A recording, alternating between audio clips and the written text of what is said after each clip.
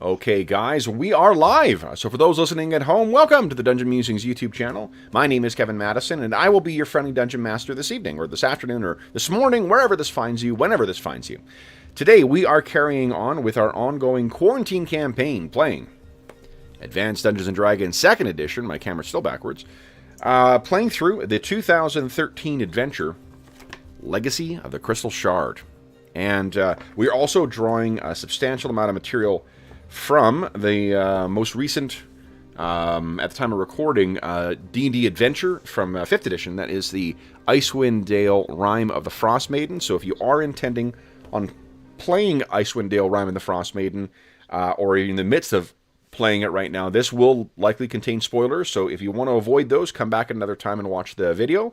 Otherwise, if you don't care about that, or if you're running Icewind Dale Rime of the Frost Maiden, then welcome. Let me introduce you to the players for our quarantine campaign, and I'll ask them to tell you who they are, who they're playing, and what level are they currently. First up, we have Dave, a resident armorsmith. Oh, hey everybody. I'm Dave, playing Lex Wiltshire, half-elven ranger of Myliki, and he is 7th level, not quite creeping up on 8. Very nice. And next up is Andrew, our resident carpenter. Keep saying carpenter. I'm just reinventing and repurposing other wooden things. Hi everyone, I'm Andrew. I am playing Kola Hammerstone, a 6th level specialty priest of Clangeddon Silverbeard. Very nice. And next up is our resident audio technician, Mo. Hi, I'm Morris. I'm playing Thomas Branner, who is an 8th level fighter. Nice. And last but certainly not least is our resident Brandon. Brandon!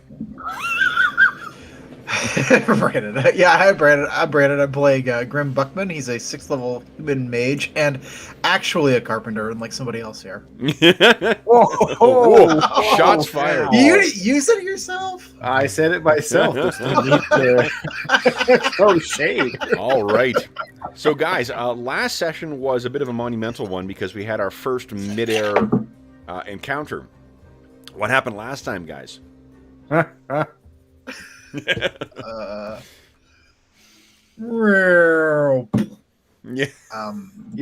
wasn't much midair about it. Yeah. So the first part of our session was spent with you guys negotiating and preparing while you guys were in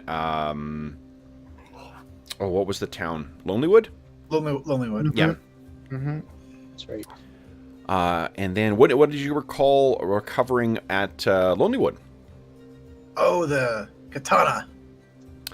Yeah. We got a badass lightning katana that well, the person who has it's not here, so that was expensive, but it was probably worth it. Yep. Yeah. Eventually. Then I'm trying to think of anything really interesting happened there that we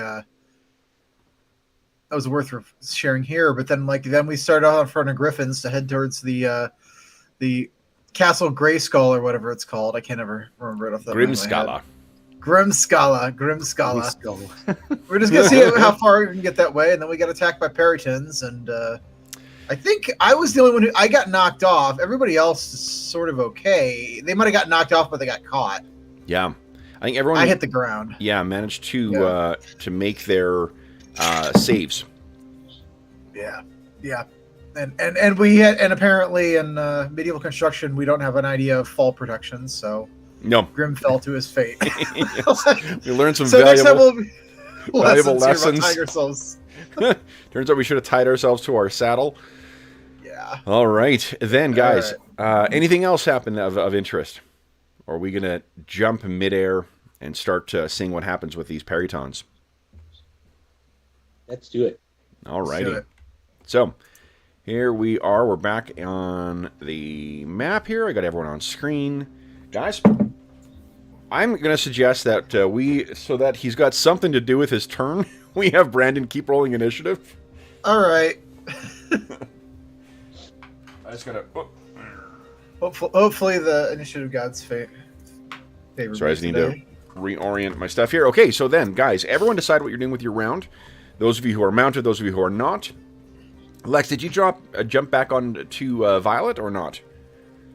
I can't remember. No, I was trying to lure them down to attack me on the ground, but they seem to be keen on flying around with those of us who are still in the air. Yeah. Okay, then let's have everyone decide what you're doing with your round, and then Brandon, would you kindly beat my 2? Because we were playing a lot of 5e this weekend, as a reminder, low is always better for initiative for this. Thank you. I actually got confused and was really upset when I got a high number on Friday. I know. And then I was like, oh, wait, no, that's a good thing. Yeah. Yeah. God. See what you're doing to me, Kev? You're I know. ruining... Alrighty. Okay.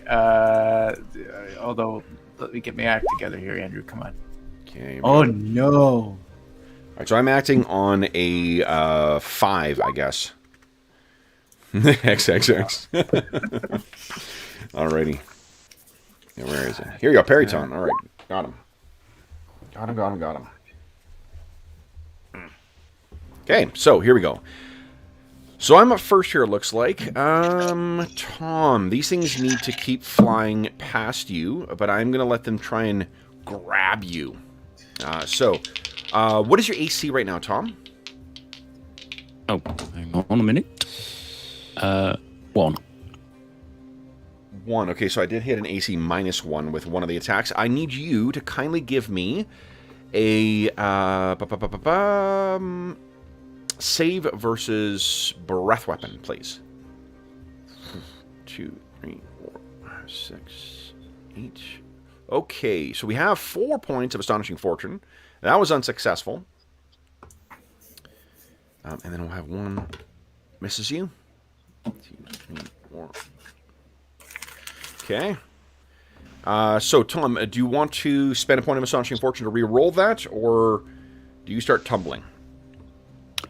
I'll re-roll that, I think. Okay, go ahead. So you guys are... Who wants to track Astonishing Fortune? Not everyone at once. I guess I could do it. Oh. Okay, so we're down to 3 points of Astonishing Fortune. All right, so Tom, you are unfortunately knocked off. However, I thought we put what height you guys all were. Oh yeah, you're 25 feet up in the air, so you're not super far. But it means that you are knocked off, and you're going to hit the ground, and you will take 12 points of damage when you hit. DR will not help you. All right. Then the ones overhead, they had winged over... I actually don't remember what direction these guys were heading. Because we had... I think they're going this way, because they're coming around. 1, 2, 3... They were kind of going from where Grim was, and then they'd gone that way. I thought that Grim intercepted them because they were winging around to try and get back at you. Because the initial path was this way, and then they'd hit Grim, and then they kept going, and then we had it's only been like 2 rounds. Oh, sorry, not Grim. Store. I thought Store had intercepted them, and they were coming around because they wanted to come back on you. Well, in any event, they've moved. Then it is Lex. What are you doing? Lex is putting away his sword and heading towards Grim. Okay. Telling Violet, whistles for Violet to follow. Okay. Go ahead, and Violet will follow you. Then it's Tom. What are you doing, Tom? I'm going splat. Yeah. So after you hit the ground, you are prone. What did you have as your action? Were you trying to attack? I was trying to attack. It's questioning whether I've dropped my sword as the point of... You're not unconscious, so I think that you did. I'm assuming all you guys are, unless like something has happened, I'm assuming you guys don't drop your weapons when you go prone. If you'd like to, to determine that, you can give us a strength check. Your guy's quite strong, though, so I think it's only a 10% chance of him failing. But that is totally up to you. After you hit the ground, what do you want to do? Stand up.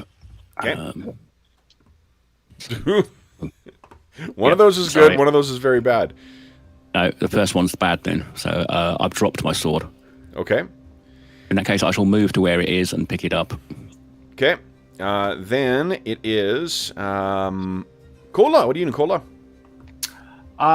Slowly but surely.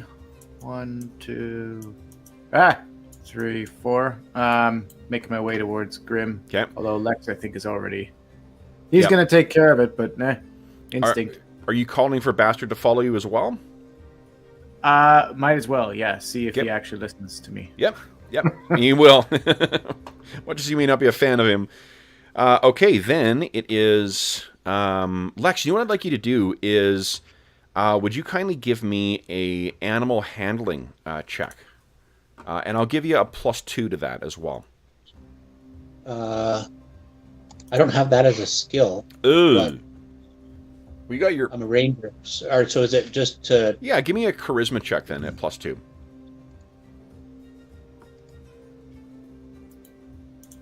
Let's see how you do. So you're gonna have +2 to your stat. 13. So Okay.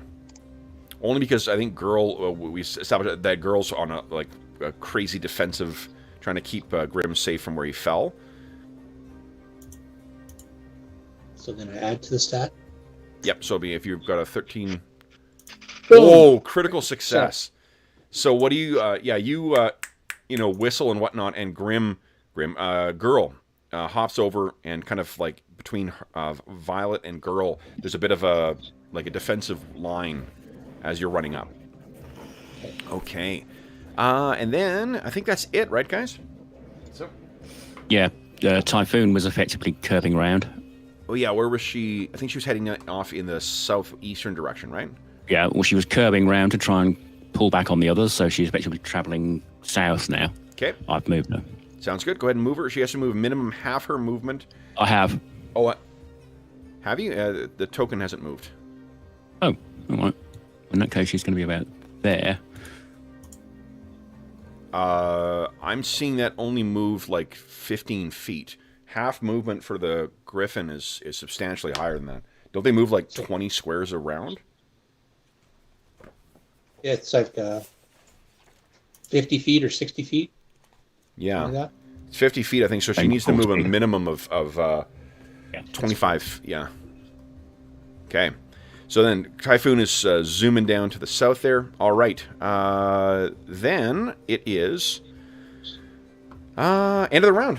So round 2, guys. Grim, would you kindly, or Brandon, everyone decide what you're doing with your round, and then Brandon, God dang, beat my 1. Probably not. Sorry. Oh, not far off though. So Yeah. I'm acting on a 4, guys. All right. 8 for Cola. Can we assume that I picked up my sword last turn? Yep, that's what Or you is said it you did. far along? Yep. Yeah, okay. That would be... Okay. All right. So then first up Typhoon going. is Tom. What are you doing? I'm going to shout at them and ready the sword to see if I can get them to try and attack me. Okay. And Typhoon's going to come to the ground and try and come back to me. Well, Typhoon still has to travel. Remember, they can only move or turn. Yeah, she'll have to turn. And then has to move 10 squares. So I'll let you do that. Then it is... 25, 30. Like, she doesn't need to move in a straight line. She can move, change angles like should 45 be sort of degrees. turning Yeah. about there, wouldn't she? Yep. So effectively, she's now going to the ground, and he's going to try Okay. and run back. Oh, because the other distances. I don't think your Well, it's change in gonna be quicker elevation to- counts towards your movement. You still would need to move a little further. Oh, right, okay. Okay. Then it is, I think, me. So, let's see here. These things. 1, 2, 3. Okay. They are making their way down this way. This one is going to swoop around and try and get down to Bastard. 1, 2, 3, 7, 8. Okay, and then these guys have to be... going that way. 2, 3, 4, 5, 6, 7. Okay. They are swooping around as well. Alrighty. Then it is Lex or Cola. Who wants to go next? Go ahead, Lex. Okay, Lex moves to Grim and administers half potion because Lex doesn't have healing, doesn't know that Grim is really splatted. Excellent. Okay. So, Grim, what is your constitution? It is a 11. 11. Okay. So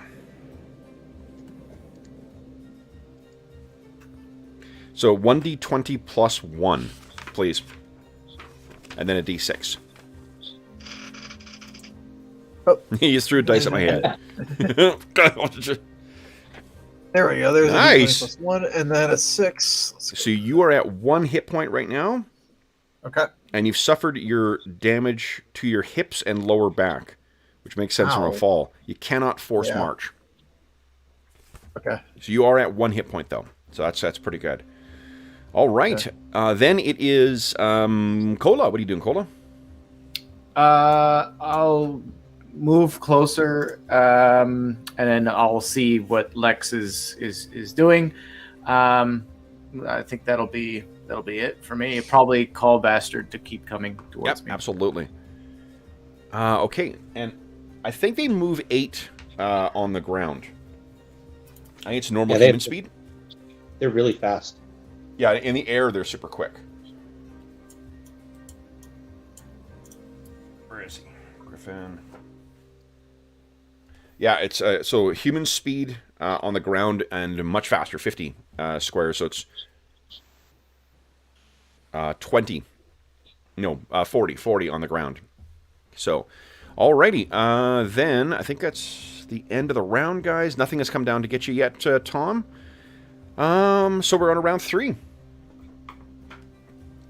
Brandon's conscious again, too, so, or Grim is at least. So, Brandon, this will use regular rules now. Once you lose to me, then it'll pass on.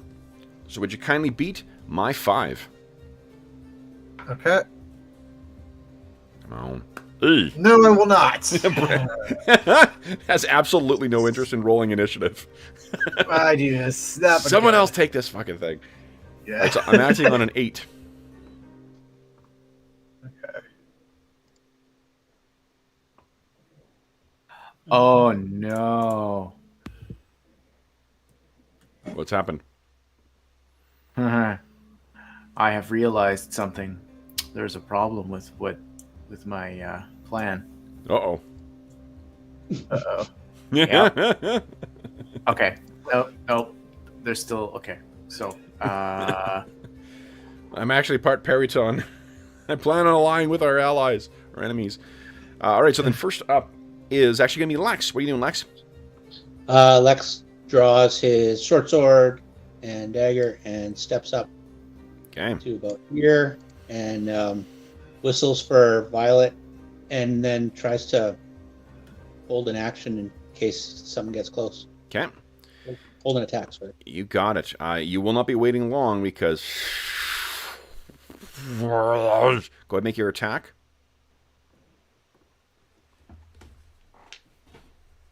Once again, they sound like a biplane. So... Because I am a child. All right. Oh, man, solid hit. Are they medium or large? A medium-sized creature. Okay. Oh, jeez. Let me roll hit points for it. Again, these things are really glass cannons, so... 15, 23. Not that one, though. Oh, boy. Oh, boy. There we go. Get rid of that. Paste. Get the hit points down. There we go. There we go. Alrighty. And 11 points of damage. Solid hit with Beauregard. Alright, then these things get to try and charge you. Because of the dive bomb, they get +2 to hit because of their racial ability.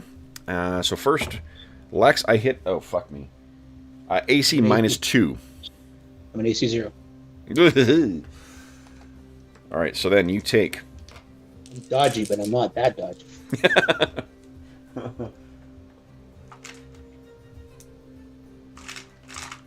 I had to double check the math on their damage. Because I almost applied what would have been a boule bite as opposed to the Perryton charge. So, glad I checked it. I'm all for you double checking in those circumstances. Yeah, most definitely. 11 points of damage, full DR will apply from the one. The other one misses you altogether as it hits on the ground. Then, the other ones, let's see, this one was swooping. So it's going to start going down this way now. 1, 2, 3, 4, 6, 7, 8. It's still about 25 feet up. And these ones, 1, 3, 4, 5, 6, 7, 8. All right. They're slowly making their way down. Okay. Then it is Grim and Tom. What are you guys doing? Well, Tom is going to start running towards the group. Okay. Is it normal or is there deep snow? You just use your normal movement. It's a normal tundra, so. Grim, I guess I was going to say he was going to shoot him, but he probably needs to retrieve his Ice King staff. Yep. So I think I'm going to spend my turn getting up and retrieving that. Okay. Then it is Cola. What are you doing? I'm going to. I hate being a dwarf some days. That's as close as I can get to Grim. Dex works to help buddy, come on. Yep, still not close enough to actually. Bastard is doing that dog thing where it was like scampering a little further ahead of you, like, come on, Slowpoke. Yeah, Bastard's probably already there, being like, hey. Yeah, they found a defensive line. So one more turn before I can do what I actually want to do. Now, I think that Typhoon and Violet and Girl can all attack right now. Yep. So you can move these guys in. You guys go right ahead and make your attack rolls. Okay. For the record, I'm going claw, beak. Okay. So, claw. Oh, well, and let's also this is the bite. Oh, terrific! Look at that, guys. You are the best. Thank you for putting your attacks in on your character sheet. Fuck, it's solid hit from Girl. Wow. I haven't even looked at it. So, And that's yeah. It's a griffin slaughtering. Jeez, Louise. All right, so 4 damage from Typhoon. All right. Okay, so, So apart from the beak, everyone's attacks hit. So you guys. we just say it's. Yeah, because I mean, I know your dice rolls, so let's see how you guys do. That's true. Okay. Whew. Claw. That was my critical hit claw too, I think. Okay. No criticals in AD&D. Oh, okay. Well. Okay. Go. Oh. Girl. All right. So 15 points of damage So, from Violet. The Griffins leap in. Lex, you get one strike off, and then suddenly there's this flurry of beaks and claws and feathers and blood. And all of those Perrytons are no more. All right. Yeah. I think I'm going to make a morale save for the existing ones. Because that was a nasty obliteration. Oh, man. Like, what a terrible idea. Okay, so, yeah, I think this one's going to wing off. Unless you guys intend on taking flight and trying to pursue these things, they are going off in search of other less hostile meals. So, guys, what happens next? I'm just going to move us back to the main screen here. That's Lex probably... looks back, goes, yeah, this whole aerial combat thing, I think we need some work. I think we should do full production. Yeah, missing your initiative, it really hurts you because Yeah. they can just hit you and then gone. Yep. I don't know about initiative, but getting hit out of a saddle from 100 feet up doesn't bode well for my health. Oh. When you guys were fairly nape of the earth, relatively speaking, at 100 feet up, too. Yeah. All right. Okay. Well, we'll not do. Groom's I'm gonna start tying harnesses essentially to tie around people. He's already getting out the rope. Do you have the rope use proficiency? Oh shit! No, he doesn't. Does anybody? He's trying to do his best. Like you guys will be able to tie a knot. It's just the question is what effect it's going to have on your griffin when it falls off. Yeah. I have used rope, and I'm thinking like, would leatherworking help me at all in fashioning some sort of saddle? Yeah, most definitely would. Because I can help with that. I think first though, Grim, get over here. I'll go over to Grim. Hobbles over there. I actually the oh no moment in the battle was when I realized that because this is just carrying over, I actually have no healing spells available to me right now, except in one form. And so I will place a hand on him, and you'll see the ring glow a little bit, the ring of Baranor, and I can use 2 charges to cast Cure Light on Grim, so he's not literally 1 health point. Nice. So was it 1d8 damage or 1d8 damage? 1d8. Oh god! Jeez. That's all I got. Appreciate it. That's fine. Okay. All right. So where you guys were was flying in the direction of. Oh, there you guys are. I need to put a dot on you to make you colored. So it stands out here. Purple. There we go. Okay. So, you guys were flying to Revel's End, to that, what do you call it? The prison, to try and pick up your... I thought we were going towards Skullgrim, and then seeing where that was taking us, and then cutting over to Revel's End. I thought was the idea. Oh, is that what it was? I don't remember. Yeah, I think that's how I remember it. Use the crystal in the general direction of our final destination and see where Revel's End is. And yeah. So then what you guys will find is that the crystal will be leading you basically in this direction here, and Revel's End is about here. Not bad. It's fairly close. I mean, just with traveling by Griffinback, it's quite fast. And you remember that the snow is coming down. The wind isn't terribly bad, but the snow is coming down pretty heavily. So you will have the cover if you choose to like reconnoiter and whatever. And you also paid for that letter of introduction from the Blackstaff in Waterdeep. It won't give you the ability to just take the boat, but it will provide you a justification for being at Revel's End. So what are you thinking, guys? One little point of clarification, and maybe I should bring this up, is Grim is wearing a magical ink tag on himself that indicates him as a thief. I'm wondering if the prison guards or wardens at Revel's End are gonna notice that. Most definitely. Do you got a minor illusion spell there, Grim? No. You think I would look like this at a choice? I'm partly joking. I don't think I've got... Well, I mean, I don't think I'm going to...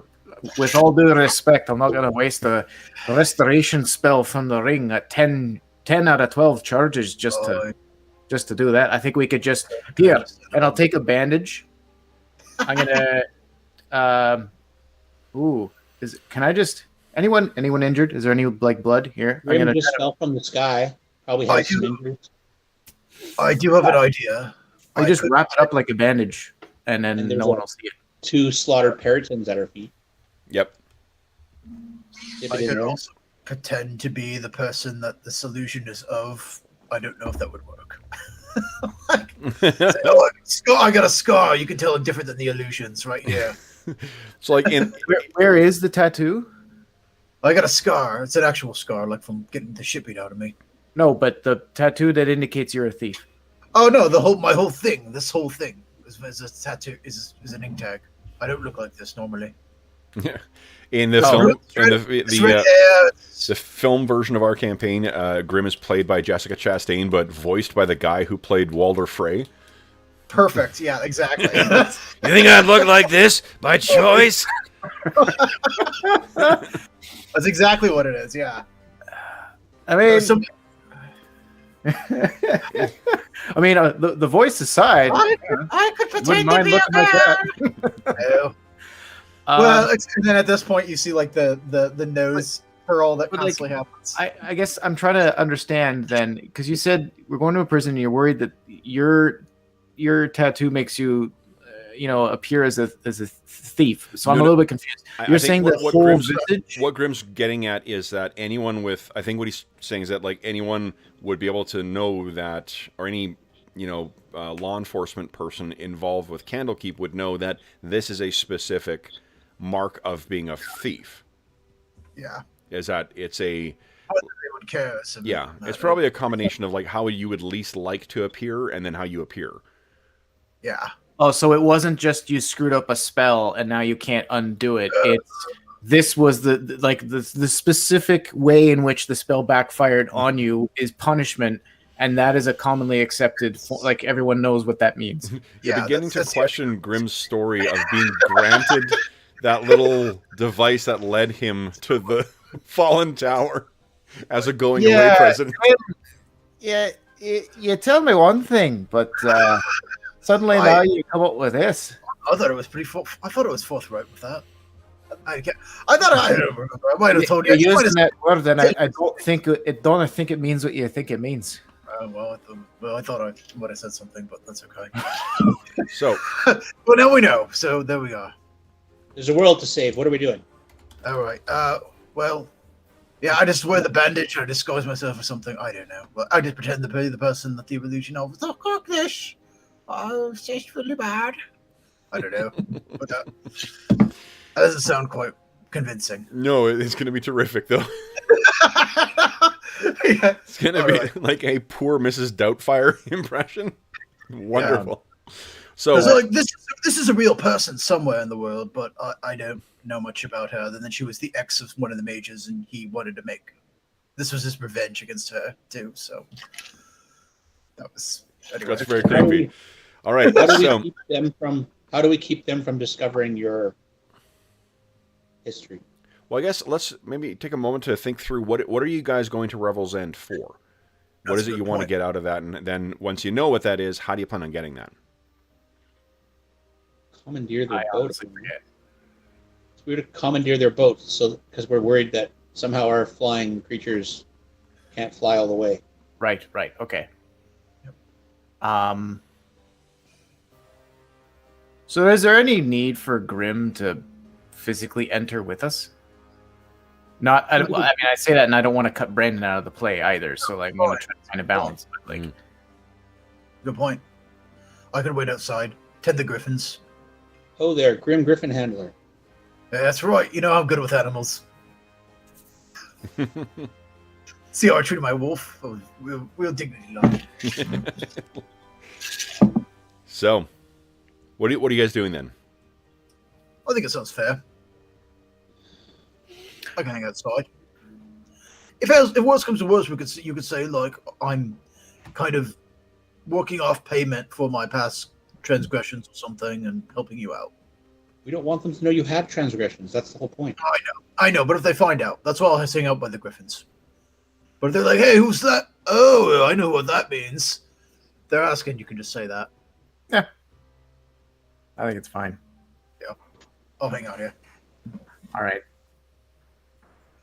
So Grim doesn't get... And we'll talk to, I guess, the warden and see if they'd be willing to... I mean, what are we going to offer them? We have no reason for them to give us the boat in the first place, and we don't even know if it's there. I don't know why we're wasting our time. Oh. We're here now. We wanted the aircraft carrier, I thought. We don't know how far this Grimskull is, and we might need the griffins can't fly forever. It's the ocean after all. It's a sea of floating ice. We could sit on ice. I don't know that always going to work. All right. There's not always an iceberg by when you need one. Wait, don't get me wrong, Lex. I'm not exactly thrilled about going on the water myself. Yeah. And they still need to eat too, so They can't hunt by themselves when they're out in the sea. They could fly from the Dwarven Valley to the Yarmouth in a day. Isn't that correct? Yeah, but if we're riding them, they can't fly back to go eat. That's just Okay, whatever. I think he's saying that like they've got a pretty long range. Even with riding with us, they'd still be able to go and find food and such. I mean, they live up here, right? So I'm carrying food and supplies. But nearby, they don't want to fly back 20 miles to go hunt. Yeah, but they won't have to. Like they'll find food on the water. They can they're griffins. They can find a seal and eat it. I mean, the poor seal. They're cute, but like the griffin's not going to worry about that. So because these are massive, right? So I don't. There is a point. Do we really? We're concerned about food, though. The other side of it is Lex is not a deceiver, so he's like straight shooter and big picture. So going to a prison and trying to deceive some kind of law enforcement group that we are somebody who we're not and try to take away something of theirs, he's like totally not. Why were we going to deceive them? I thought we were just going to tell them what we're up to and ask for their help. Yeah. Using a forged letter to get a letter of introduction. The forged letter is trying to convince them to give us their prison transport barge. Oh, right. The letter's forged. But that's I think I would have to. Fine. No, Cola's got to go with Lex on this one. This is. Yeah. All right. I'm no paladin and self-righteous or anything, but like, no. Clangadin is an honorable. Way more that could go wrong in this situation. And what if they decide you guys are a bunch of criminals too and slap you in prison? Well, that I'm not worried about. I'd like to see them try. All right. Well, back to flying on no man's land on the ice. Let's get back to it, I suppose. Okay. Okay. So we're talking about not doing this now. 100 gold pieces down the drain. Just have to find another Netherese rune and get some more treasure. We'll be good. Oh, I like the sound of that. Let's head to Grimscala. Make haste. Okay. Then, guys, you mount up. Kev's like, but I prepped a whole freaking prison for you guys. No, it's not. All I kept thinking, to be honest, like all I kept thinking is like this campaign has been. I've been treating it in my mind like I have been with Night Below, where it's like, just because I mention something doesn't mean you have to go and do it.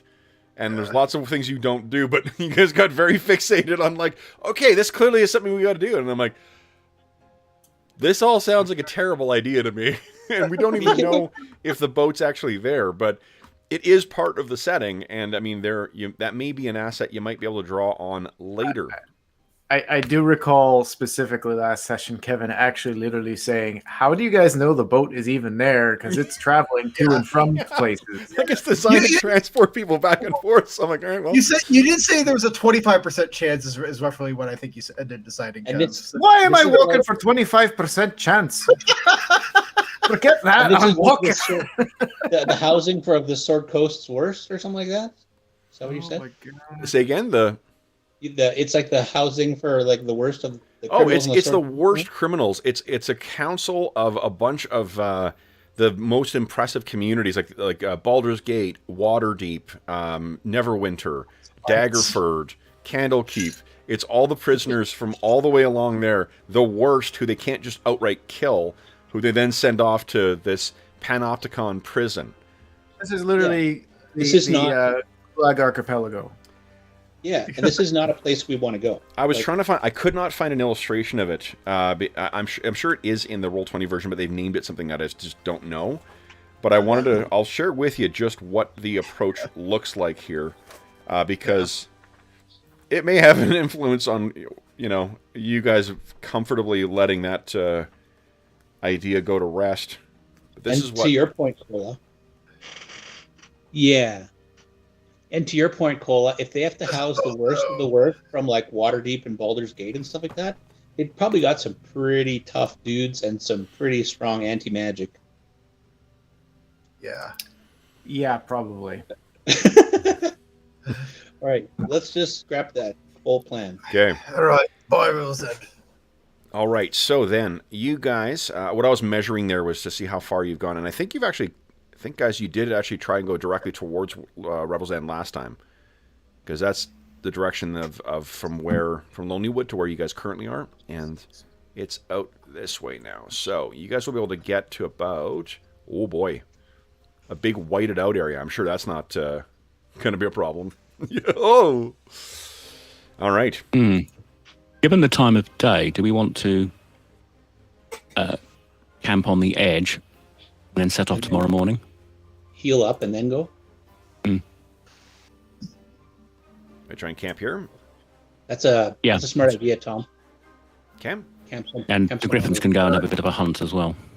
We can fish. Sure. Boom. All right, guys. So fortunately, the rest of the day is uneventful, and you are able to sit down to make rest on the shores, although it's getting colder the further along you guys are getting. This is a very unpleasant, and there's an unending open stretch of wind coming down from the north, blowing onto you. Nothing to break it. And the chill, I think, from the dampness of the open ocean is going to add to the unpleasant experience. Would you guys kind of mark off one, 4 rations and one other ration of firewood? And then, let's see. If you guys wish to fish, is that, or do you have enough rations for now? I mean, the ration thing, is anybody else doing it? Or making sure? You got...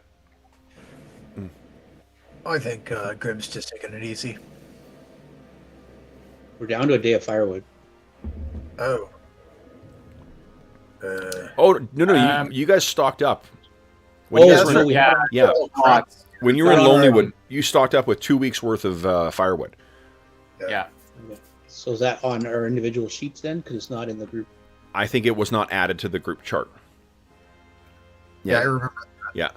Someone needs to be alt John when, because John normally takes care of all that. the pinch hitter for John. Updated. Awesome. Thank you, Dave. Okay, then, guys. That evening passes uneventfully, if quite cold. And then, Dave, would you kindly give me a D or your weather roll there, weatherman? Oh, we're not going anywhere. Holy shit. Oh. Yeah, so there's no... Oh, my God. It's almost as if she knows you're coming. Holy shit. So it... You know what? It's fine. I need to rest anyway. I'm completely tapped out. Well, so I'm not... The thing is... this is like the We're not worst... going to rest at all. No, like it's a 100. This is the worst possible wind experience you could have. So, the next, let's do 2 things here. For one,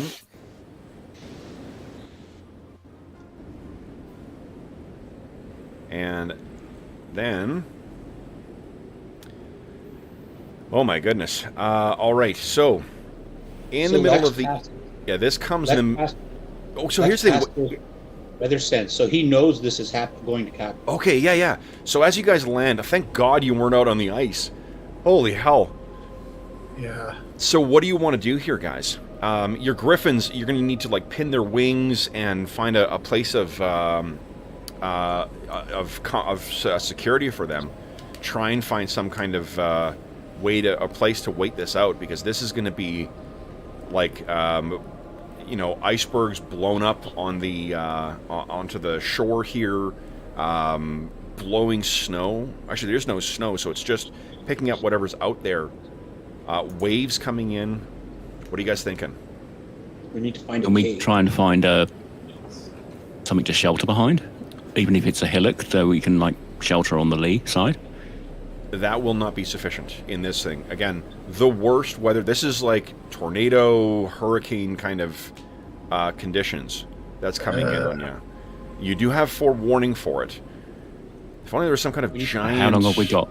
Block prison you could hide in. I know. What did I say? I told you we should have got that. So let's do this. Hold on. We can reach it before it hits, then, presumably. Oh, okay, I was kidding. I mean, thank God we can find shelter for the rest of our natural life. Okay, so finding cover. Lex. I have survival, by the way. Done enough damage with the dice. I'm not touching them anymore. Okay. Okay. Well, again, survival mode, like we've gone through this a bunch of times before. Survival increases the yield from things. It doesn't affect the chances of things happening. Okay. I know you... Yeah. We're 66 sessions in right now, 63 sessions in. Okay.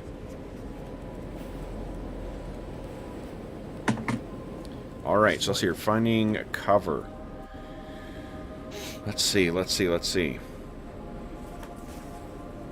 Eesh. Alright, so why don't you guys... Mo, we're in the tent. Why don't you give us a percentile roll, please? All of us, or just... Just Mo. Okay, so that's 1 hour spent. I want to make a random encounter roll. Okay. Nothing this first hour. Should go ahead and try again. Me again? Okay. Yep. We actually make an igloo? 8 hours of evening. That is still not good enough, unfortunately. So, go ahead and try again. So that's 3 hours out of 8 until this weather hits. The wind is starting to pick up for this. Then... Could we actually reach the prison? Oh, good point. Could we? From here, you need 5 more hours. You guys have traveled. Let's see here.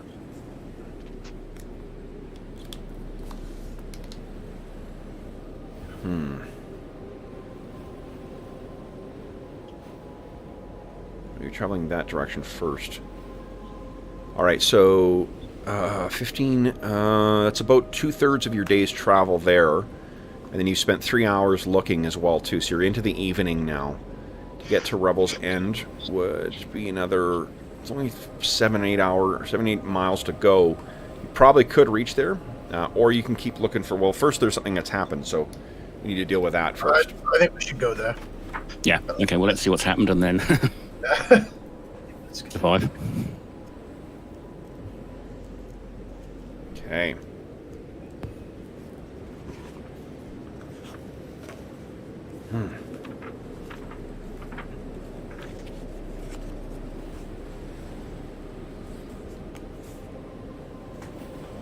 Alright, so fortunately you guys are mounted at this point. The wind is not bad enough to hit you yet. You're in that calm before the storm time, and what you see below, there may be a like a beached ship that you think, oh, well, maybe we could wait it out in that. But what you can see, guys...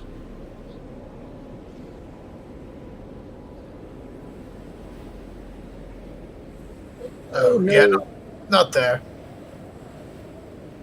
Okay. So, then, as a party, guys, do you want to keep trying to look for... to let you know that the odds here, Mo was not far off with that second roll from finding shelter for you. So you have 5 more hours before this hits.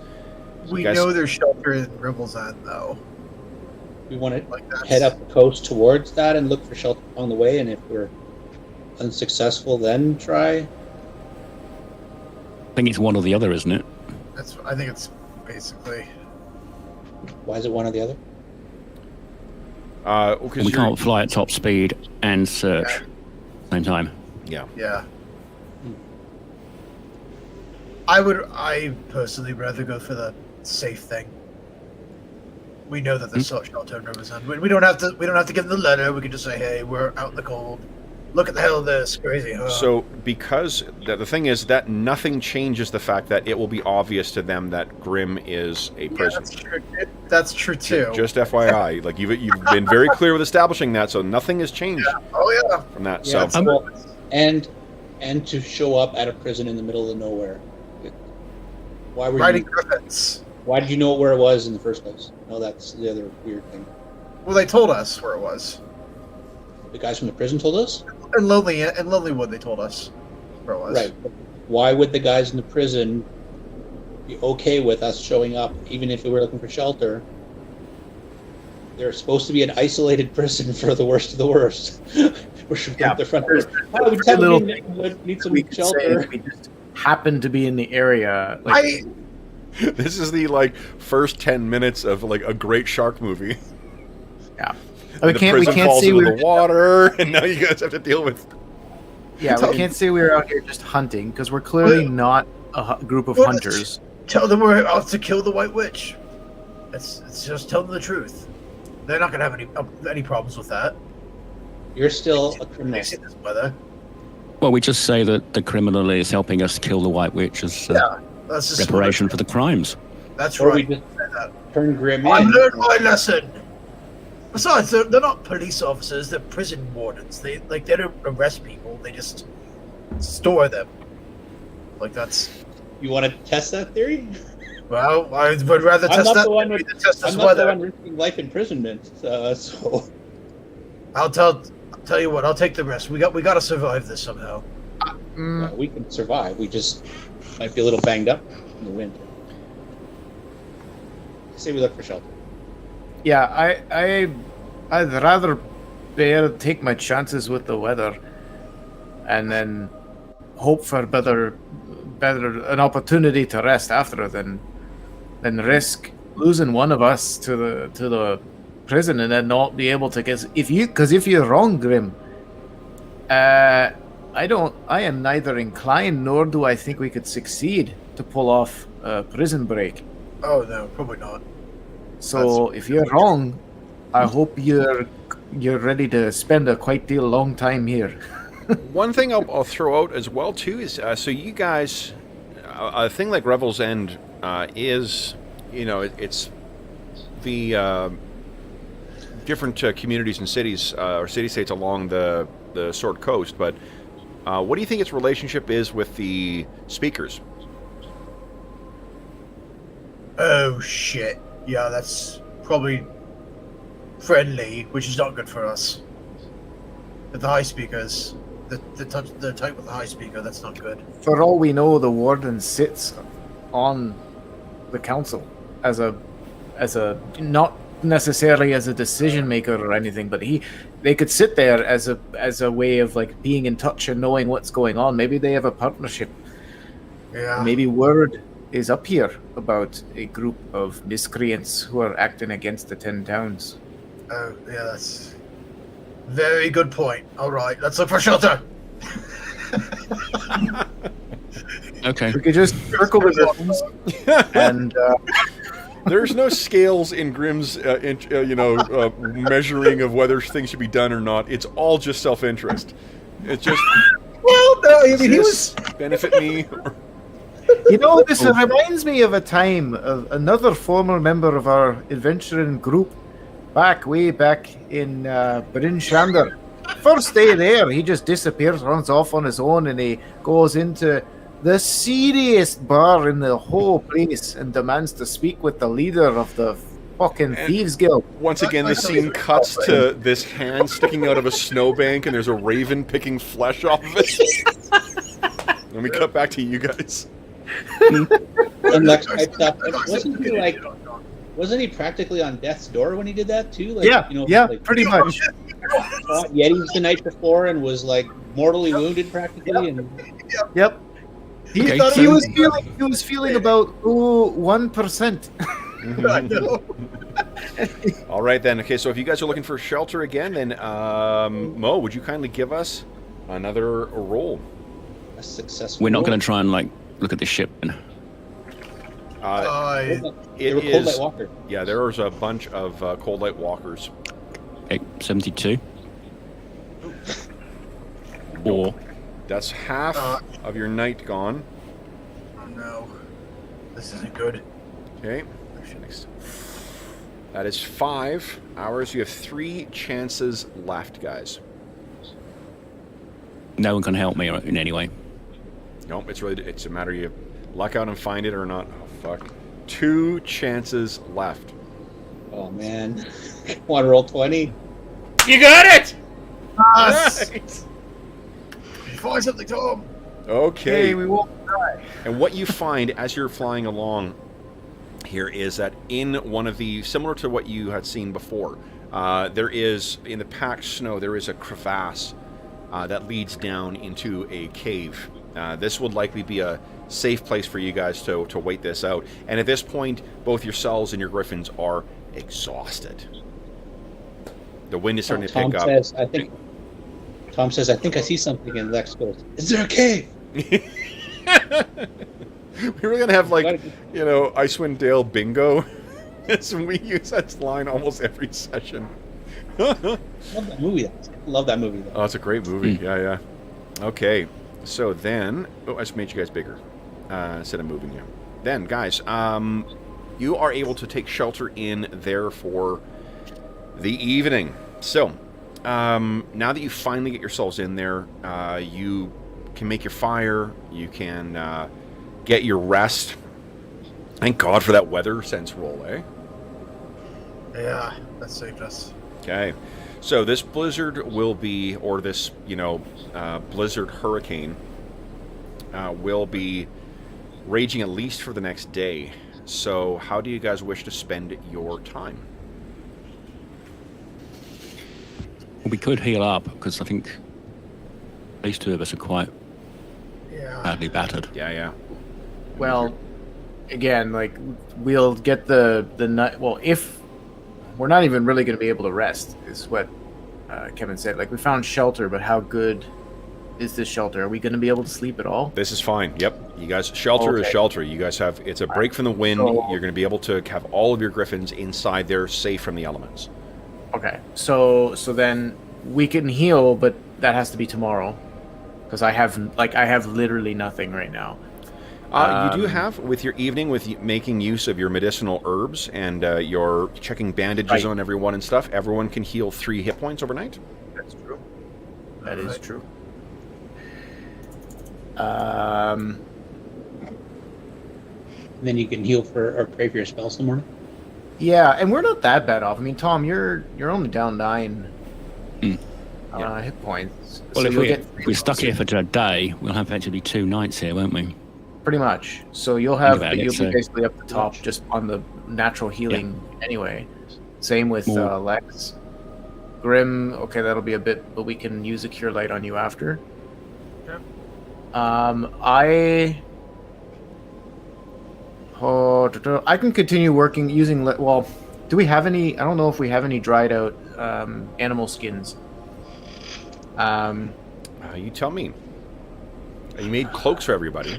Everyone's got Yeah, those badass. I'm just wondering if we've got anything left over to try to fashion some saddles. Well, so the saddles that are on here are about as good at, like, these were crafted by Goliaths, who are, for generations have been flying these griffins. So the things are pretty good. It's just you guys don't have, I think they are used to flying them, and they are also used to hopping off of them. So this is literally just we're level 1 Griffin flyers. We need to spend some time left. Okay. Yeah. Okay. If you were, baby Goliath, you may have training wheels on the side of a second set of tinier wings that.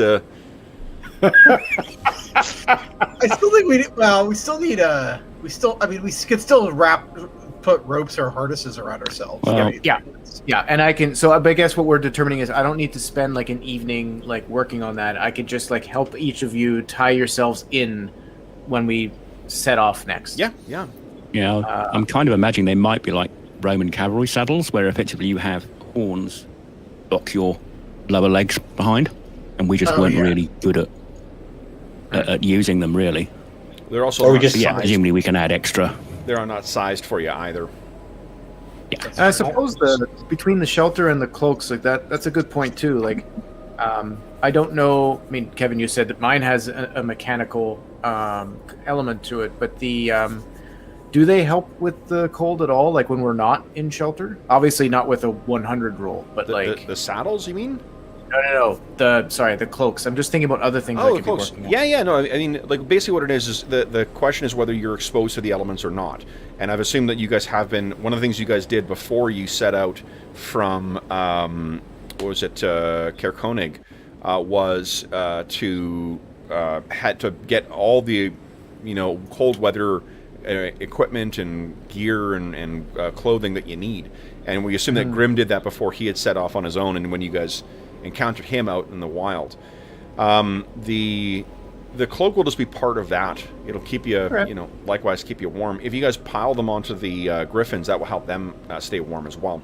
Kind of like a saddle, what do you call it, a winter blanket for horses. I guess we can't really do anything that takes us out of here. So herbalism's out of the question. Yeah, so definitely. I mean, maybe give us a herbalism check. If you get a crit, then maybe you found some, valuable mushrooms in the back of the cave. Some lichen. Yeah. Fair enough. I'm liking this lichen. Sorry. Nah. No, nothing. Okay. So, morning comes. Do you pray for your spells? Yes, I will. I'll prepare my spells for sure. Okay. So who needs healing? I might as well get a little bit out this day. Lex is down by 8. Tom is down by 9. Grim is down by 12. Well, 3 less than that, right? Because you'll each get 3 from the night's rest. I've already added my 3. Yeah, I've already done that. Cool. But we will have another night, so effectively I'm down 6. So Lex, Tom, and Grim. Okay. So it's 3. Nice. Anything else you wish to do? If you set the crystal up, you will have a view. The mirror thing? Yep. You know what it's like is if the Vikings, one of the theories as to how the Vikings navigated was by using quartz to see where the position of the sun was, even in overcast weather, because it amplifies the thing. This is like a giant-sized quartz navigating tool. That's kind of funny because I've been watching Vikings, and then you presented this, and I wanted to say something. I'm like, no, it's good. Yeah, I actually looked at when I was coming up with this. I actually looked online to find out whether there was any merit to that or if it was bullshit. And apparently, it's a prevailing theory that might be of how they actually managed to navigate in spite of such overcast and shitty conditions in the north. So you continue to see Grimskala and the shimmering lights over there. You see the white-skinned frost giants making their way in and out of that massive complex. Plural? I think you just said one last time. There's plural. Because it's live, so you're seeing more than one that are going up and down. All right. That's over the course of hours, of course. Well, could we actually watch it and try and count the number of individuals, or is it too small? That's what I've assumed you've been doing. All right, yeah. That's why I told you. So how many have we counted so far as frost giants? It's tough to tell them apart, but you've seen at least 2. Okay. Okay. So then, anything else happening this day, guys?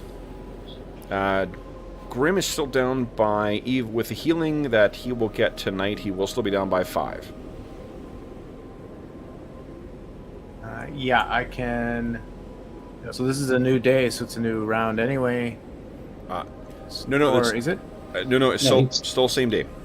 Okay, so then I'll just use one of my cure moderates because we're gonna sleep another night anyway. Yep. This is where the clerics make their XP. Oh, 5. Oh God. Well, it's what you needed. Yeah, it's true. It is. Okay. Between that and the sleep, you'll be fine. But like, come on, Yeah. roll 20. Now let's see if anything That's interesting funny. happens here. Clangadin provides. All right. So fortunately, nothing comes of the rest of the day. So morning comes. Then, guys, where... Oh, let's check what the weather's like.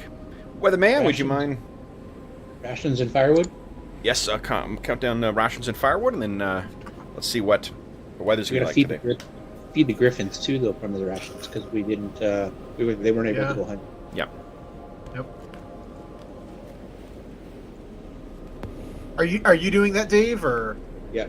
Okay, So thanks. do the griffins eat a full ration, or do they eat 2? I think we had some hunting and we had some specific griffin rations with us as well, but just take it off the ration things.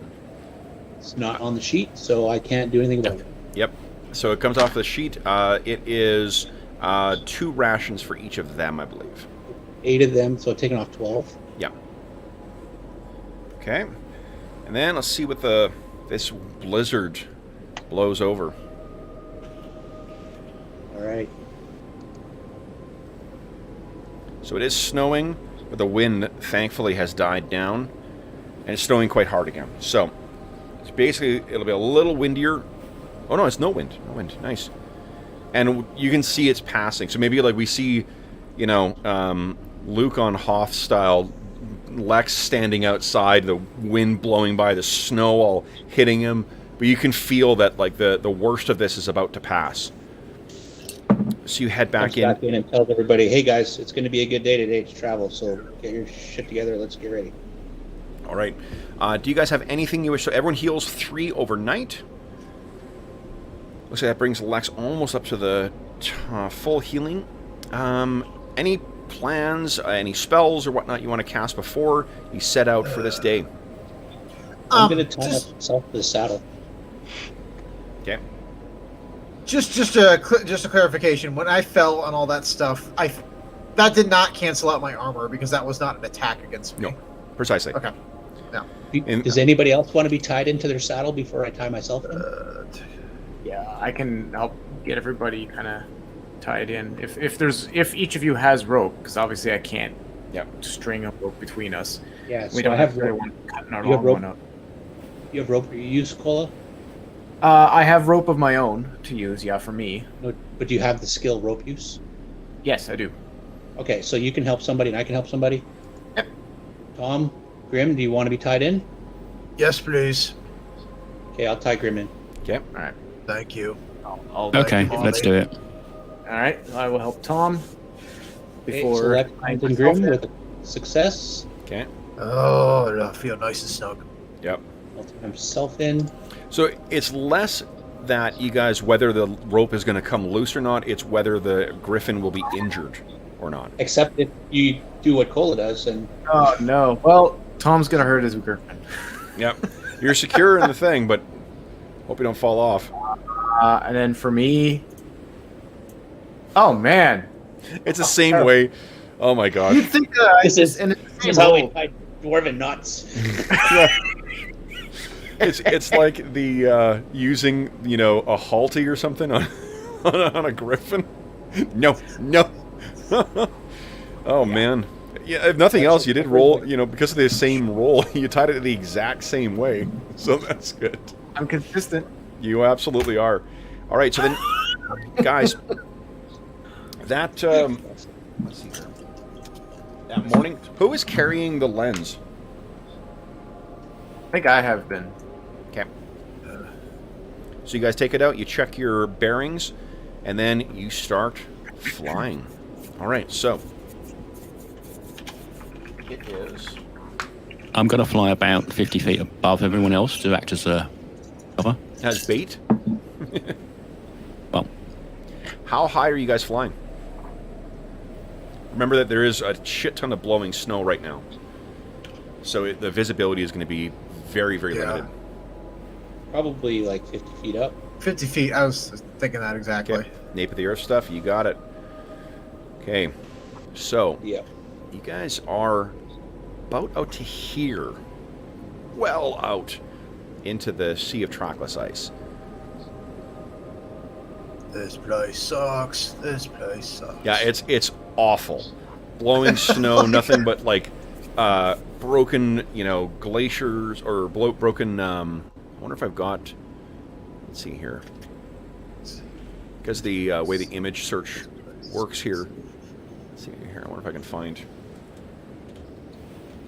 We could be in a Netherese ruin right now. We could be in an inn eating stew. Oh, jeez. Go for the low-hanging fruit.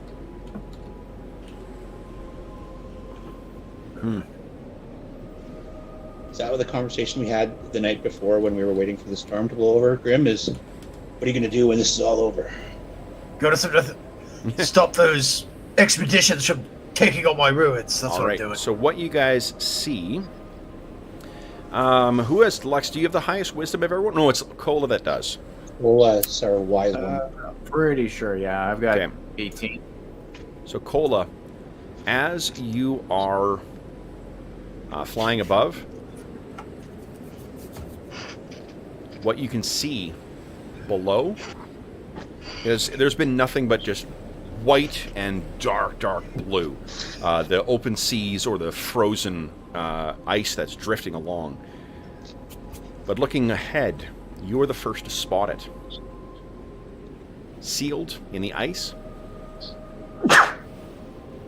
is this. Ooh. Ooh. Yar. Always wanted to be a frozen pirate. A ship Right. actually beached up on some ice. Want to go check it out? There! Oh, the image doesn't get any bigger. If Oh, you yes, click it on does. it, yep, it'll fill your... Oh, look at that. That's beautiful. Yeah, it's pretty amazing. Art. I mean, I know we keep singing the praises of both of these printed materials, but like, dudes, Yeah. this art is incredible. I like it. So, guys, as your party wings towards this thing, it's effectively just maybe about 50 feet or so, or 50 feet, but off just a little to the side, to the left of where you guys are traveling. Cola calls out, "Over there!" And each of you guys looks over and sees this frozen vessel. And guys, why don't we take our mid-session break now while you contemplate what you wish to do about that trapped vessel. So, for those listening at home, we'll be back momentarily, and then we will, see what our heroes do about this frozen ship.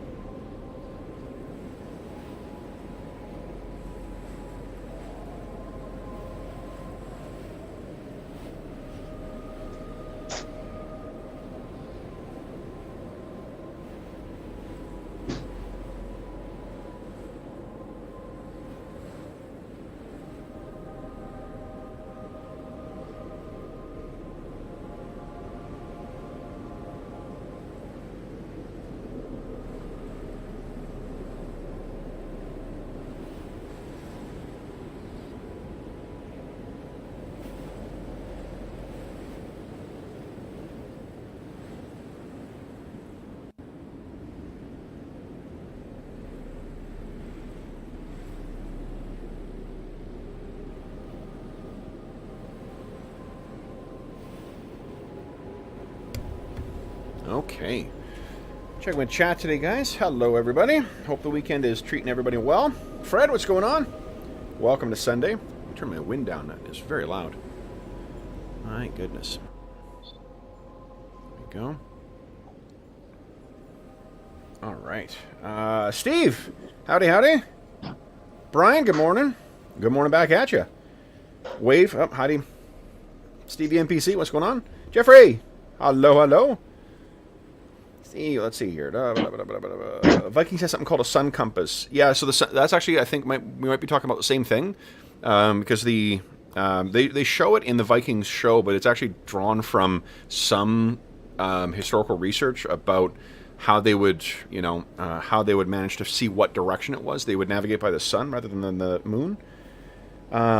Again, I'm not a historian, so I don't. My minor is in history, but that's just what the internet has told me thus far. Yeah, true. The Vikings did not have snowy owl bears. Yes. Okay. After every awful thing I can think of right now, I'm going to the Grey Havens. Yeah, I can understand that. Okay.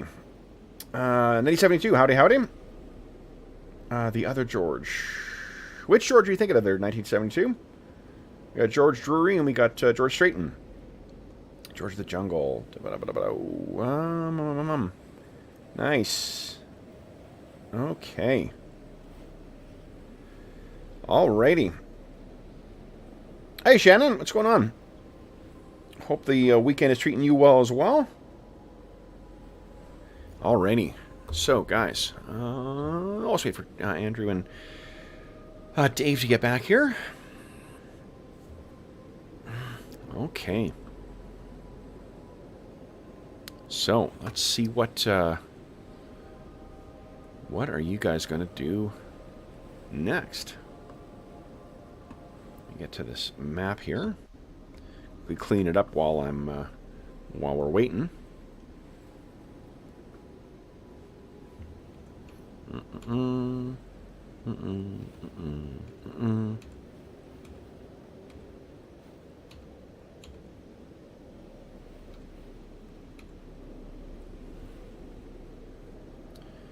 Objects and tokens. Okay. Alrighty. Let's see. What is the lighting situation here?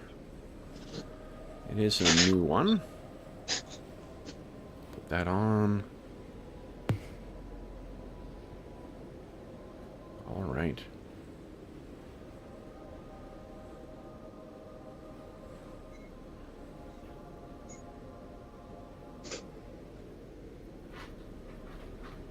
Okay.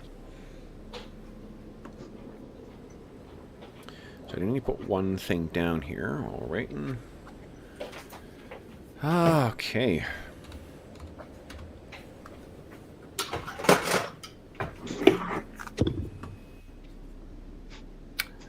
I might need to go back upstairs in a couple minutes. My coffee's taking forever to brew. That is quite all right. I would never stand in the way of anyone and their coffee. What about tea? No. Tea. Tea I don't have the same sympathy for. I enjoy your sad leaf juice. It's always been weird when friends and I will go out to like a Greasy Spoon or whatever. Yeah. I'll order tea exclusively. I don't know why. Really? Tea for me. I think it has to do with like tea tends to be more consistent at restaurants because it's really hard to fuck up a tea. Yep. Whereas coffee kind of like meh. At home though, I'm almost exclusively coffee, except we always have a pot of tea at dinner time. It's a consequence of being with someone of British background, I think. Yep. Probably. My sister's ex-husband was a British guy, and he used to, we would have tea time, so he'd always make tea, and I drank a little bit of tea then, but just not my... I had a year where I didn't drink coffee at all, and what is going on here? I've never drank coffee. Well, intentionally. Really? The last time I sipped coffee was with my ex-wife in Montreal, and we came out of Starbucks, and I sipped the wrong cup. I was holding both, and I took a sip of her coffee, spewed it all over the front step of Starbucks. People probably wasn't a good advertisement for Starbucks that day. Well, it's just different strokes, right? So for sure, I wrote a 300-page dissertation about coffee, so I think my allegiances are quite well known. Yeah, or quite established. Well, I don't know because like the history of coffee is kind of nasty. Yeah, well, I mean, this is also like I wrote about specifically East German coffee, so okay, not right about good coffee. You weren't writing about like the its role in like the Caribbean slave trade and whatnot. So, like, no. Like, this conversation's going all kinds of weird directions. Well, no, I mean that's what like I always find there's something weirdly poetic about how like the primary cash crops of like that were instigated the slave trade were stuff that were completely unnecessary for human nutrition. Yeah, like coffee, sugar. What's the other one I'm thinking of? Cocoa. Yep, that's like coffee. Yeah, and then there's something else. Oh, tobacco. Like that was the other one. It's like there's I was in grad school. We had someone their focus was on sugar, history of sugar production, and it's a completely unnecessary and invented thing. Yeah. BBC did a very the BBC did a very good 3-parter on the history of sugar, going back from like medieval through to the whole thing about the slave trade, and apparently it's in Jane Austen about them having campaigns against Caribbean sugar. Of course, it was coming from India, so it's not totally. Okay, so guys, what are we making of this frozen ship? Do you pass on your way, or is it something worth investigating? So how long have we been flying at this point? You guys have been flying for 2/3 of your day. Well, actually 6 hours, so you're almost at your limit. You're almost going to need to make camp. Yeah, Tom's going to sort of point, and we'll circle round, and if we can get close enough, presumably we can shout across to each other. Yep. Yeah, I'm going to suggest, I think we should land here if it's safe, rest there, because we can get a bit under cover. All right. It sounds maybe there'll be somebody who needs us. Oh, it's a howling wolf in there. The winds are literally howling right now. Oh. It's a dog-friendly ship. Let's go. Yep, exactly. Anna says hi to everybody. Hi, Anna. I mean, I have on the new system, I've got sound effects queued up. So what are you guys planning on doing? With it, but I think we're going to orbit 3 or 4 times round, and if nothing looks dangerous, we'll risk landing on it. Apart from maybe on the poop deck, unexplained vessel in the middle of nowhere, there does not appear to be anything dangerous. All right, let's land. It does look. I guess I'm going to point to the poop deck, and we land on there. If your question is the whether it is in fear of sinking imminently, it does appear to be on an iceberg, or at least a drift of ice. But there's no like obvious cold light walkers or anything like the last one we saw. No, definitely not. No. All right. So it looks like it's been caught in the ice, as it were. It appears to be, yeah. All right, let's land. Okay. All right. You guys are all thinking treasure and XP and Lexus. I am. We need to go ahead. We need to keep pushing on. Lex, what are those people here who need our help? You ever think about that? They've been sitting here for hundreds of years, frozen in the... It could have happened last week. We don't know how long this has been here. Well, that ship that would get crushed to death if it had been that long, so it's probably under 10 years, I would guess. Yeah. But yeah. Okay.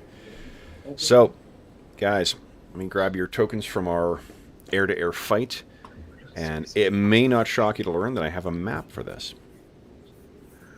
Let's see here. You're on Typhoon, you're on Violet, you're on Bastard, and on Girl. It's shocking that something that would have that much high-quality art go into it have a map attached to it. Yeah. Who'd have thought? Okay. Let's see.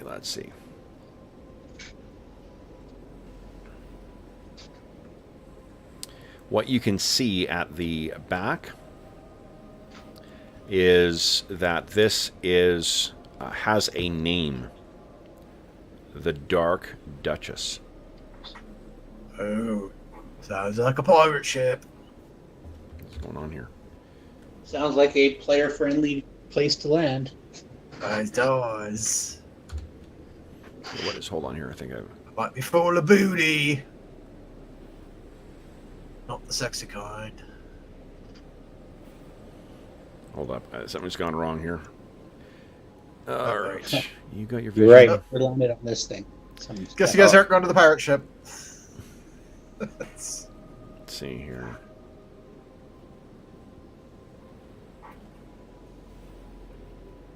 All right.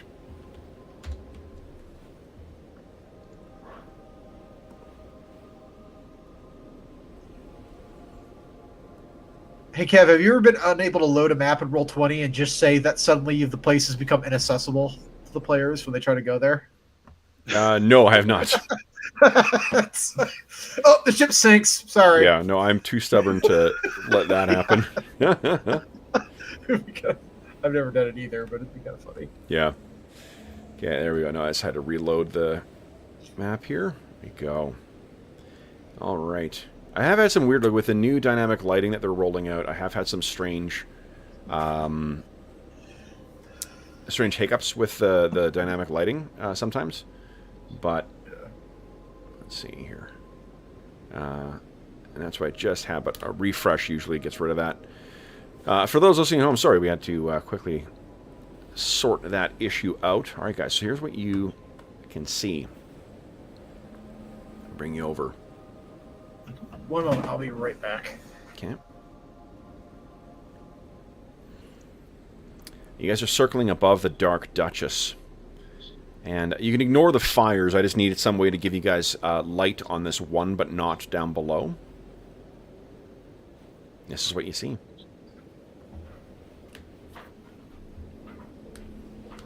There's nothing up top. It's just shadow right now. Or you may just need to move yourself there because it's just a trick of the dynamic lighting. Okay. Yeah, it's down the bottom. You guys are sort of circling around on here, and oh, I got a light or a note I can put up here too.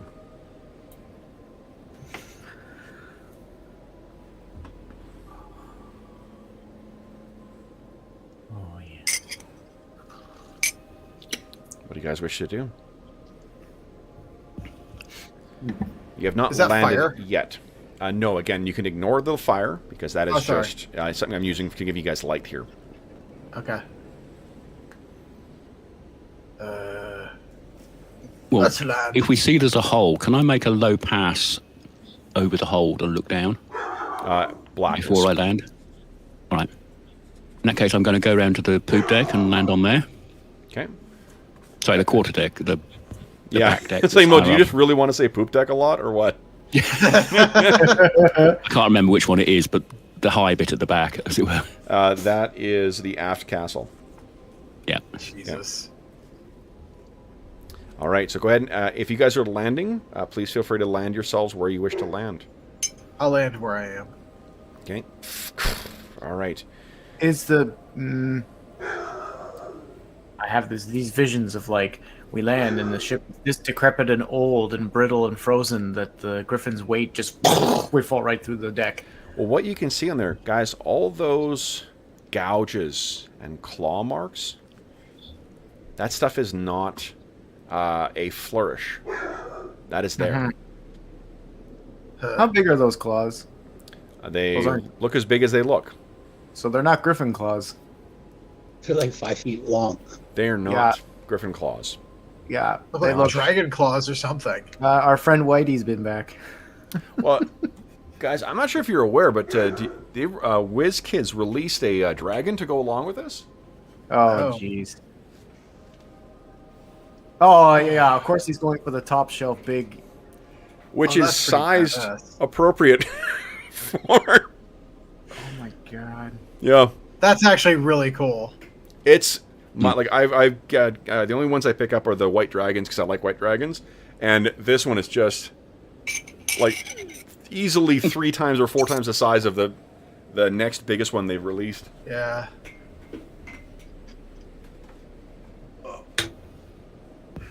I bring him down only to demonstrate that that's about the size of what the claws would be. Well, he'd be too big for this place, so he's probably not here. Well, no, but that probably gives us an indication of how this ship came into its current circumstances in the first place. Yeah. How far down is the hole there, Kev?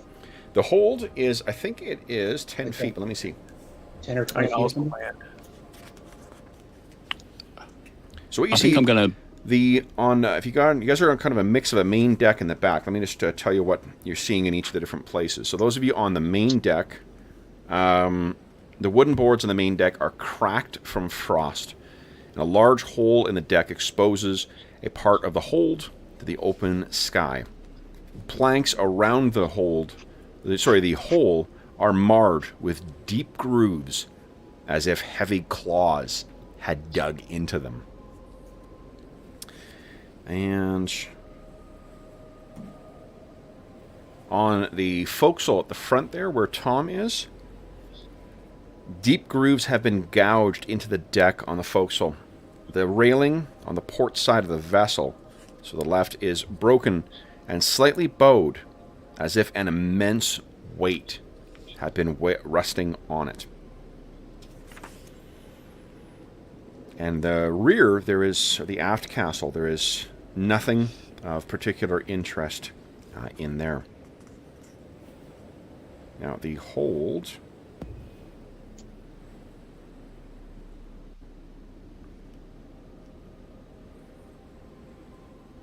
actually goes all the way down. That hole goes down 2 different decks.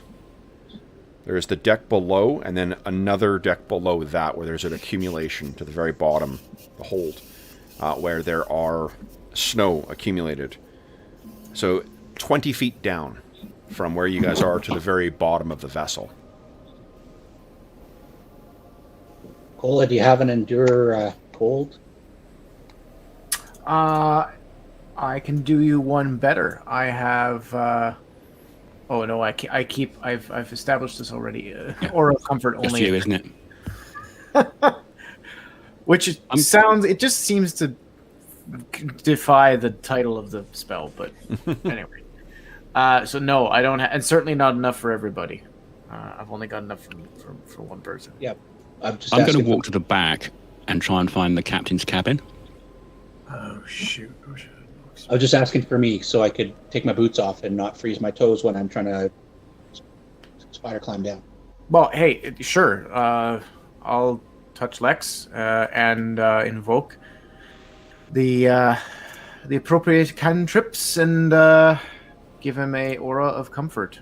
Okay. A warm orange yellow glow surrounds you, Lex. Okay. Sorry, I keep mishandling rings and they're flying off and going across the room.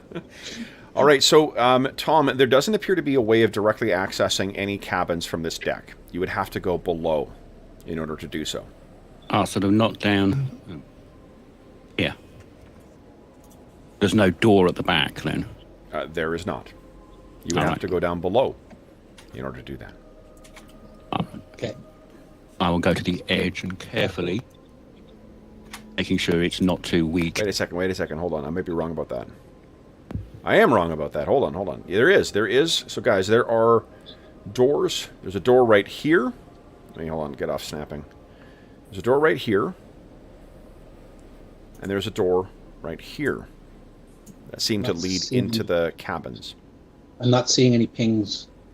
Probably because I'm on I saw the first one. Right here. There is a door. Forgive me. And then there's a door right over here. So basically where those little black circles or dark gray circles are not, that is where you go in.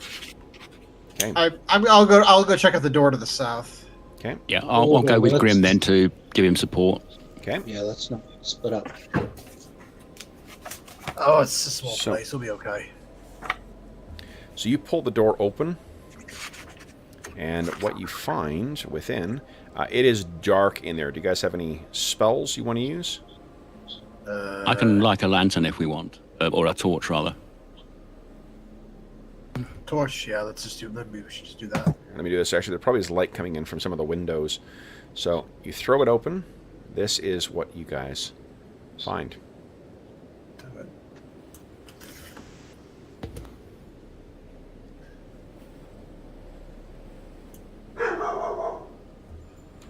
Are they okay? So we find some chests. Okay. Are they locked? Let's put you guys. Oh, you know what I can do? Hold on. Let me just move some stuff over here. I can actually put you on one map. The dynamic lighting is set up such that you should be able to see everything okay. Okay. Cola, I'll put you over here.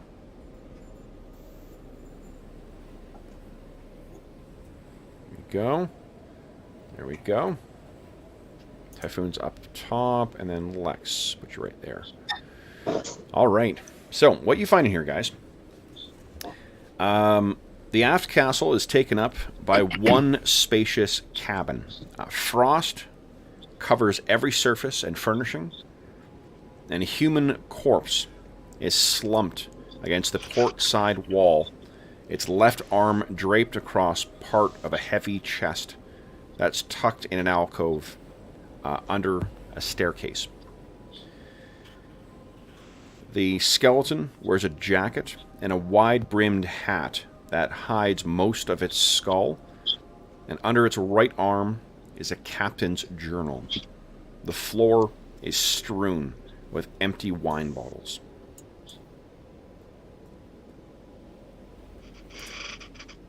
It looks like he had a fun time before he went. Looks like I want to get drunk when you. Okay, I'll get the I'll get the journal out, and okay, I'll also take the hat off and turn the body over. See, it all comes. It's all frozen. This has been exposed to winter weather for quite some time. Grim, the chest you were asking about is frozen shut. I wish I would have had him. Wait, do I have a burning sphere? Do you want me to help with that? Okay. So you grab the.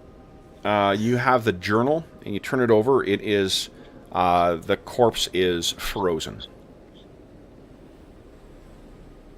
Okay, I'll carefully get the book out. Okay. You pull it free from its dead, frozen grasp. From its cold, dead hand. I mentally apologize to him for... Okay. Then what do you guys do? You can see there is a bed journal there as well. So way back when this guy said, you can have this book when you pry it from my cold, dead hands, this is now coming to fruition. Everyone is... He can rest peacefully now. Precisely. Yeah, right. So does the book like it's frozen to, shut? No, you can pry that one open. The metal is not frozen together the way that it is on the chest, but you kind of pry this thing open, place it on that table, and that's a table that you're at, by the way, Grim. The chest is underneath the staircase. Oh, okay. And it opens to like where the little like cloth bookmark is open to is the final journal, and this is written in Chundathan. And what it reads, I know Chundathan. Yep, I think all of you guys do actually. I think so. Chundathan? It's not one of mine. Yeah. I thought it was. I thought you were because you were from Tethys, right? So that's Chundathan, I think. Yep. Yeah. Well, in any event, yeah. What it reads, the final entry, that damned white dragon is back, circling above me like a vulture. I reckon she could carry this ship back to Luskan were she of the mind to die from starvation, bitter cold, or a dragon. Choices, choices, choices, and it kind of trails off from there.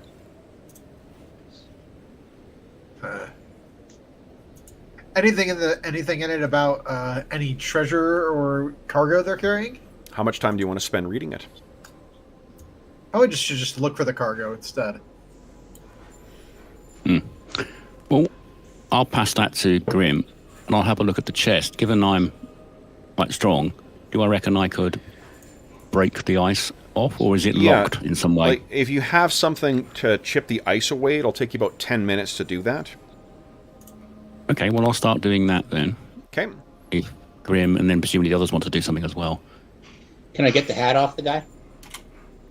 Tom did, so if he probably placed it on the tables in order to go and start chipping away at the ice.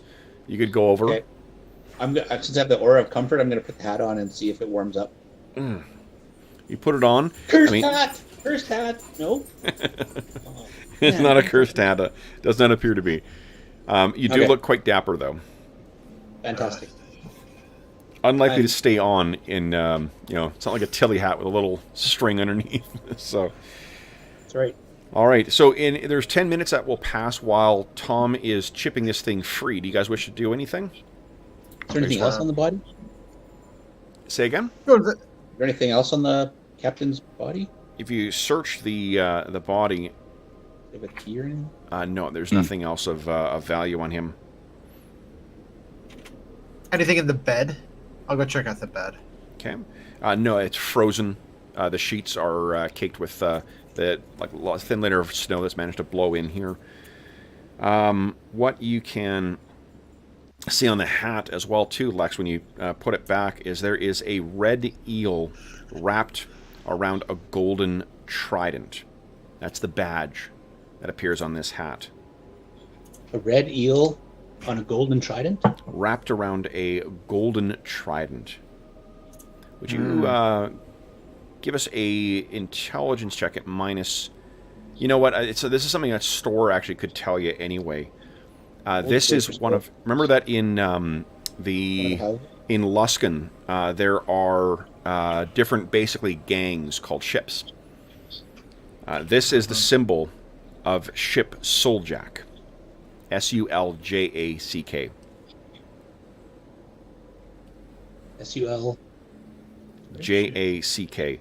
And then, in the jacket pocket, you can find a key with its head fashioned in the form of a rat's skull. Oh, that's... All right, we got a key now. Should we try to open up the chest with it? All right, if I've managed to get enough ice off. After 10 minutes of chipping away at the ice, you manage to free the lock mechanism. The rat skull key fits in perfectly into this, and it takes a little bit of turning, but you can hear the snap of the lock as it turns, and you're able to force the chest open. Oh, Doug Dragon missed this. So inside the chest is a wooden partition that divides the interior into two different halves. One side is empty, except for a dozen wine-stained corks. The number of bottles on the floor here would probably inform you where the rest of the wine went. But on the other side, it contains a bunch of assorted coins, a large gold bracelet, and a gray bag that doesn't seem to, if you pick it up, it doesn't seem to contain anything. You haven't, I'm assuming you guys have not reached in yet, but you tell me if you do. The coins you find here are 150 gold pieces, 520 silver pieces.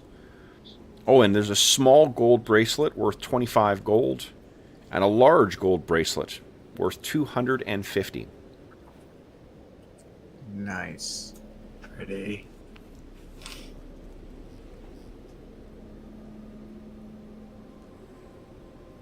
So, what do you guys wish to do? Well, check out this bag. Is it like the one that we gave to Arlen's character? Are you going to reach inside? Yeah. I'll pass it to Grim. Does it look magic to you?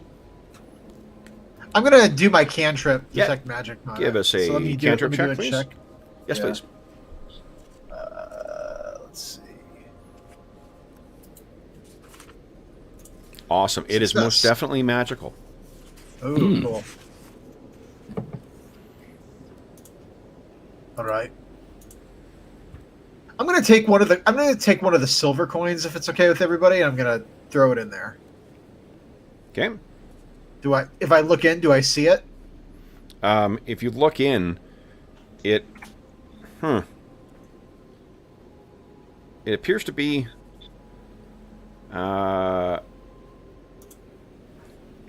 it's dark in there, but you think you can see something furry in there.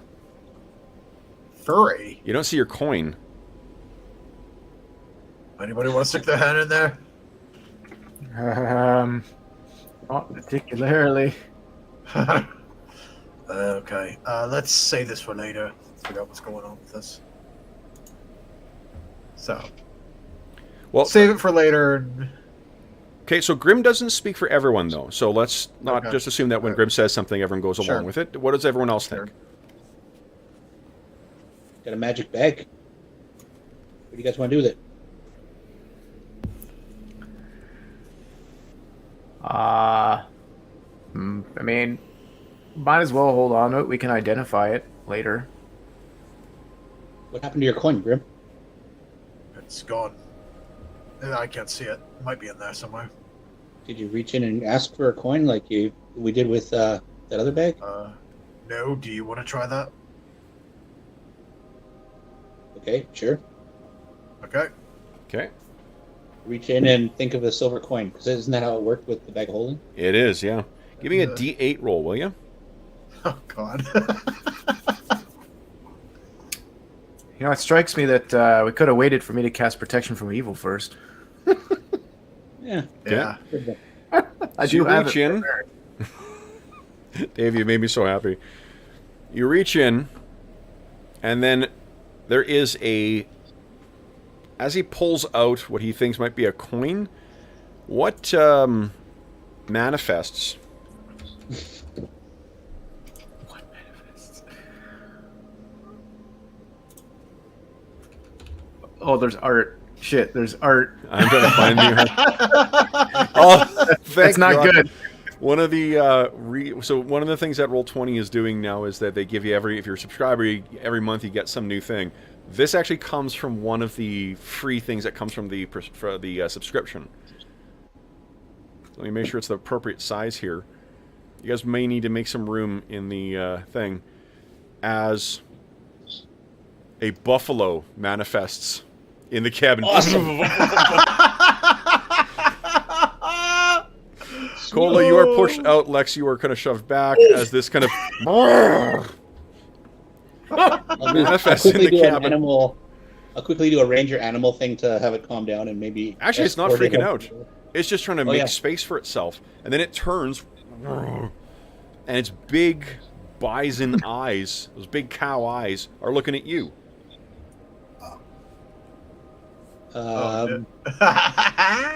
Had it on the Cola head. definitely got the ass end. And try to get it to go out the door.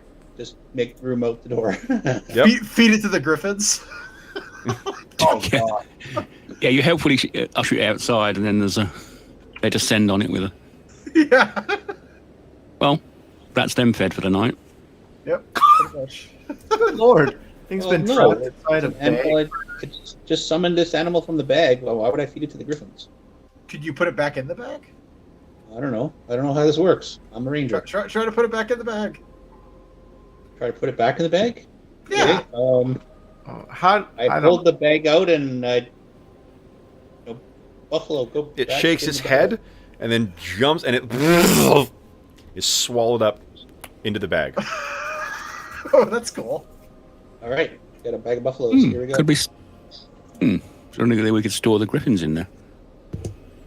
What? Ooh, well, maybe. Let's get this identified first, and then we'll try other thing out. Yeah, I don't want to lose a griffin this way. No.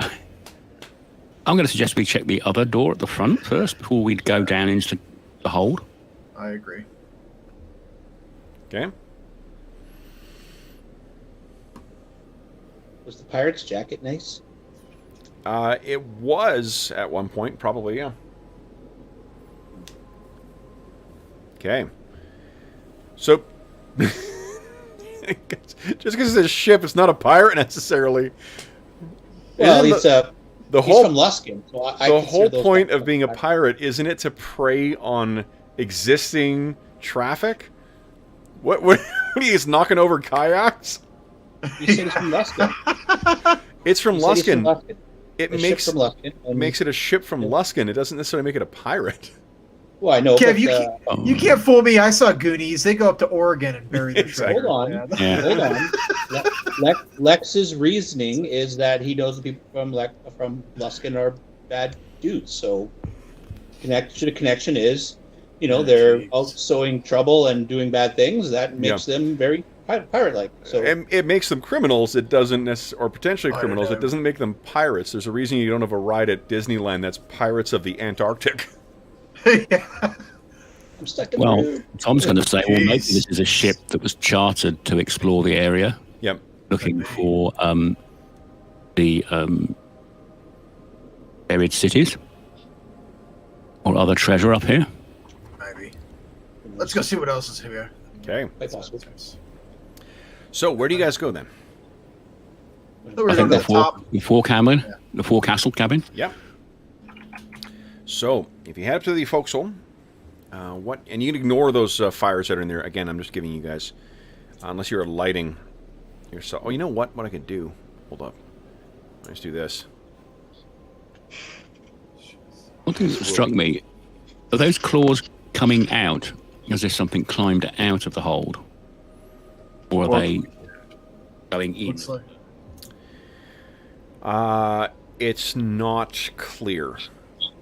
You guys can draw whatever you see here. The direction of the claws are what your characters can see, so you can draw whatever inferences you want from that. Yeah.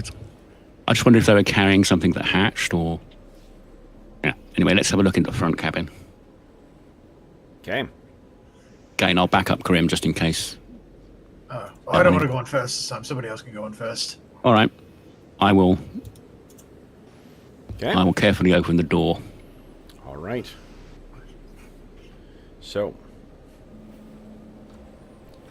you find a hallway, and the hallway leads down. There are a couple of other doors in there. It's, 3 on this side, and then one at the far end that is open. And Okay, I'll go back. It's a passageway. there is a rime of frost at the far end that covers the floor of the entire hallway and then down into the room at the far end. What do you guys wish to do? I'm going to be slow and steady and open the door to the left. Okay.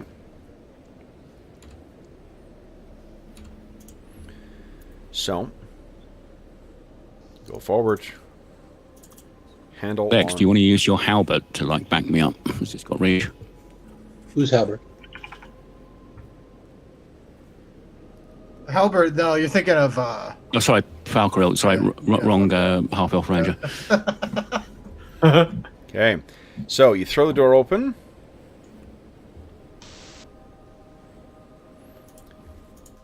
Are you... Yep. Okay. So in this narrow Very cabin, shelves and containers are scattered on the floor amid piles of dirty bandages. Small clusters of dried leaves have frozen to the floor in places, and a disheveled, frost-covered bed is tucked in an alcove under a wooden staircase. This appears to have likely been the surgeon's cabin. Where does the staircase go? The staircase was on the main deck. The bed is under a staircase. It's the staircase leading up from the main deck onto the top. Oh, gotcha. Tucked under, I think, is that? Yeah, to the forecastle. Gotcha. Is there a surgeon's chest of, stuff? Not that you can see. Right. Well, I'll quickly check the bed. Is there anything under it or in it? Okay. Under the bed, you actually find 3 vials of antitoxin. There is a vial of some kind of water, and there are 2 small bottles of some kind. Oh, take it all. Okay, I'll pull it out. And we can have a investigate once we've cleared the area, I think. Yeah. The antitoxin isn't labeled as well, too. That's why you're able to know what it is. What were the vials? Sorry? Two other vials and then one bottle of... two vials of some other liquid. It's like an amber-colored glass. And then there's a clear colored glass that has what looks to be water in it. No morphine. Damn it. I'm going to open up the party loot and start putting this in. You open up what, Dave? Sorry? I'm opening up the party loot and entering this stuff in. Oh, okay, great. All right. What do you guys wish to do next? Next door. Okay. So the next door is the one that is right next to Lex. All right, well, I'll let grab that. Lex do the honors now then. I'll just back out of the way so I can write this stuff down. Okay. If you throw that door open, this room has a single frost-covered bed shoved into a corner under a staircase, very similar to the surgeon's quarters. It's smaller than that, but apart from some very frozen personal effects and a small little icon drawn of someone's perhaps long dead loved one, there doesn't appear to be anything else of value in here. Well, I think I'll take the icon and tuck it away in my pouch, just in case we ever get back to civilization. There may be some family or significant other who might need to have this. Okay. I'll try to go to the door to the right here, to the right of me. Okay. So you head there. Set up a trap. Throwing the door open, there's a light breeze that comes into the room. Pieces of parchment and paper flutter on the floor, and a large, detailed map of the Sword Coast hangs on the wall. It takes up most of the largest wall to the south. I'm going to try to gather up the parchment that's kind of blowing on the floor. Okay. The parchment that is on the floor is all just smaller, more detailed maps, navigation maps that would be used. The map on the wall is 6 feet by 6 feet and made of canvas. I'll take it off to see if there's anything behind it. Okay, you take it off the wall. You find a wall. That's what okay. A cursed wall. All right. Well, that's that. Okay. What do you guys wish to do next? I think we'll move to the front one. Okay. Carefully open it. So, one thing, guys, to avoid everyone speaking for everyone else, let's say what your character is doing, not we. Okay? That gives an opportunity. There was one of the things that kind of stalled us out a little bit last session was someone was making a decision, and it was clear that not everyone was on board with that decision. So let's let everyone decide what the party wants to do or what their individual characters want to do. If you're moving your character, say that. Okay? Okay. Tom will move to the door and open it. Okay. So you go... actually, that door was the one that was open that you could see when you opened up the door in the first place. And in there, tucked under the forecastle, appears to be what was a storage area. There are two rime-covered barrels, lying next to which is a rat that seems to have died from the cold. Mooring ropes and fishing nets hang from hooks along the back wall. And then there are small crates of different supplies that are set around in here. Whatever... I think if... I'm not sure any of you guys have traveled. I think Tom might be the one most likely to have traveled on a ship extensively before. This seems very depleted. If this is the storage, one of the storage parts, it's very empty compared to what you would expect. Well, wouldn't that make sense given the captain's log? You know, choice of dying by starvation or the dragon or... Yeah. Well, Tom's going to sort of look back and say, well, there's not many stores, and we've only seen one body. What happened to the rest of the crew? I'm guessing they're large clumps. Let's go check downstairs. I have a quick look in the barrels. Are they just water or rum or something? The barrels are frozen. You'll need a crowbar of some kind to open it. Okay. I think we can do that later, if at all. Okay. If you move it back and forth, it is not That liquid, though. There's something rattling in there. They've secured something in the barrels. That's... Oh. Yeah. I mean, a crowbar or, like, you know, too bad we don't have anyone with an axe. An axe would break it, though. A crowbar is the intended tool to open it. So if you want to break the barrels and not be able to reseal them, then yes, an axe is appropriate. Although, if they're frozen, then anything inside, like if I, sure, I might be able to break the wood, but if there's a liquid in there that's been frozen, all I've done is taken the shell off of a solid block of ice. So just said when we moved it, it's not a solid block of ice. That something rattles around in there. So that's clearly I think you were just going to smash the top off, so you couldn't put the top back on. Not you. I think the conceit would be, and that's fair enough, that like I can do this, but there'd be no guarantees of not damaging the rest of the barrel. So I think it's fair to say that if I were to do this, whether because it's frozen and the rest of the wood is brittle or whatever, like I think it's fair. I would break the barrel beyond repair. Oh no! What I'm saying is that you won't be able to seal it again. The axe will absolutely get rid of the lid, and then you're not like you're a capable warrior. You're not just like throwing around.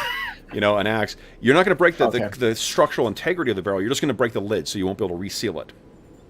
Okay. Honestly, we're not going anywhere. I mean, we're not going to take a barrel with us, so we might I think see what's in there. Yeah, and the odds of this being something so dangerous, like that, like a barrel's not going to keep it sealed anyway. Actually, well, can you tell if there's any sort of like arcane? There's nothing. That's silly. I don't think they would have a magic thing inside a barrel inside the back of a boat. All right. I'll smash the top. Well, it's like video games. It's a mimic. Always break the pops. Yeah, if it's a mimic, I'm about to smash it in the face with an axe, so I'm not worried. A mimic in the shape of a barrel. A mimic can be anything. Yeah. All right. Last words. Yeah, exactly. Have I mentioned how much, guys, that ate an entire ship full of people? Have I mentioned how much both myself and the authors of this book are a fan of John Carpenter's The Thing? That's a good point. We haven't actually had too many of those horror things in a while. So you crack the lid of the barrel open, and it smashes quite easily. The integrity of this has been diminished by the cold and your so I don't need to roll. Enchanted axe, not at all. Break it. And I was just gonna use the master axe, but yeah. Okay. What you find inside is wrapped in cloths, in heavy cloths. You can find a hooded lantern. You can find 3 flasks of oil.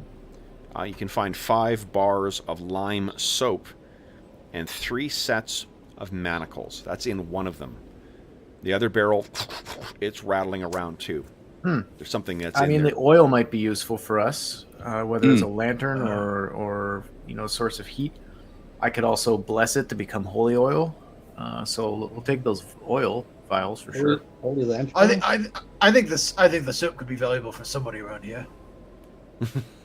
Just leave that doing that. No joke. I was mentally counting down. I'm like, how long is it going to be before we get this joke? 3, 2, exactly. 1. So then, who's taking the oil? 3 flasks of oil. Is that Cola? I'll take 3 flasks of oil. Okay. Do you wish to open the anyone taking manacles, soap, or the hooded lantern? Nope. Okay. I think the lantern will be useful when we go downstairs anyway. I'll take the soap. Okay. Now, anyone want to open the second barrel? Might as well keep going, yeah. You break it open. It holds 10 torches. Nice. Okay, that's useful. Party loot. Okay. Then, what do you guys wish to do? I don't know where you think. Bless you. Is there enough rope on the back wall to allow us to sort of set up a rope so we can climb down into the hold? Is there enough rope on the back wall? You Let's said see. there was ropes and nets on the back wall of that front room? Yeah, absolutely. Okay. Well, Tom's going to grab some of that and start walking out to the hole. Okay. There is a set of stairs that leads down as well. Oh. I mean, all right. It's been cleverly hidden as a set of stairs, but I'm game. Let's go down the stairs. Oh, sorry. Yeah, let's get in. there you go. I love it. Setting up all this repelling situation. Yep. There is a. Okay. So, guys, are we doing the stairs, or are you rappelling down? Either is a completely valid way of getting down there. Yeah, we're going to the stairs first. Okay. All right. So, let's move everyone over to the stairs here. Whoop, boom. Whoop, boom. Okay. And we have... Where is Tom? There he is. Okay, I got your marching order. I think I'm going to light a torch at this point. Tom is? Yeah. Okay. So one of your torches is lit. It will last for 1 hour. As you make your way down into the hold. I will adjust party. So here's what you find. The ship's hold contains heaps of snow and 4 tied-down jolly boats covered with rime. In the forward starboard corner rests a large pile of treasure, covered Cola is with ice. Gold! Lex is like, oh, this is bad. We got to get out of here. Oh, whatever. Dude, what took the ship down? What the he's not coming back. A white dragon's going to leave its horde behind and not... Lex goes back up to the top. I'm helping Cola. Well, Tom's going to say, just be careful. So, standing next to the horde, frozen with its maw open in a roar, is a white feline creature sheathed in ice. Oh. The entire horde itself is covered. It is definitely a crag cat. Those brilliant blue eyes, the white fur. It's a crag cat that has been flash frozen in place. Huh. I don't really need more gold. As you run up to the treasure, Cola. Now because he's been looking, there is at least 2,000 gold worth of gold coins in there. It's piled up and it seems to be frozen in layers. There is for sure a mithril set of chainmail in there. You recognize the hue of it. We want that. There is bronze bowls in there. There's jewels. There's some kind of ornate wand, but you can't quite see what it is because of the layers. There's a marble statuette of a griffin. There's some kind of frozen quiver with markings. Can't quite make out. Dave's like, "Fuck you, Kevin. You're making this. You're gonna entice them even more." No, I'm. So Lex is sitting there going, "We need to get the hell out of here because this is a trap." We've already been messing around with barrels and stuff, and that whatever. With Grim and Cola are, I'm assuming, you guys can correct me if I'm wrong here, they're sort of figuring out how they might access this giant block of ice that has this treasure frozen in it. This is not going to be... I mean, yeah, this is very enticing, but literally anything we want out of here, we're going to either have to try to hack it out, or we're going to have to, like, use some fire spells to, like, slowly warm it up to thaw it. You guys have about 1 more hour worth of daylight to travel in. We do not want to be camping here. Lex, you get up here and you get to the main deck, and you're looking around too, and again, like, snow is swirling around and all. What are you thinking? Like, knowing that you can really only see about maybe 80 feet, maybe 100 feet at best, you feel almost as if you are trapped in a globe of snow. What's on Lex's mind? Lex goes straight over to Violet, and he's like, gets his face next to hers, and he's like pointing at the sky and trying to get her to watch. Okay. And he's like, "We got to get out of here." Hops on Violet. Okay. So you're mounted on Violet. We cut back down to the hold. Cola and Grim are studying this thing, and like, it'll take. You're not wrong. Between chipping and melting and whatnot, it's going to take hours to get all of this stuff secure. It does appear to be frozen in layers, in sediments. So, like, some time will be spent and you'll have access to some things, and then the more time you spend melting or chipping this ice, the further down you get. But again, even with all of you on deck working on this, it's hours worth of work.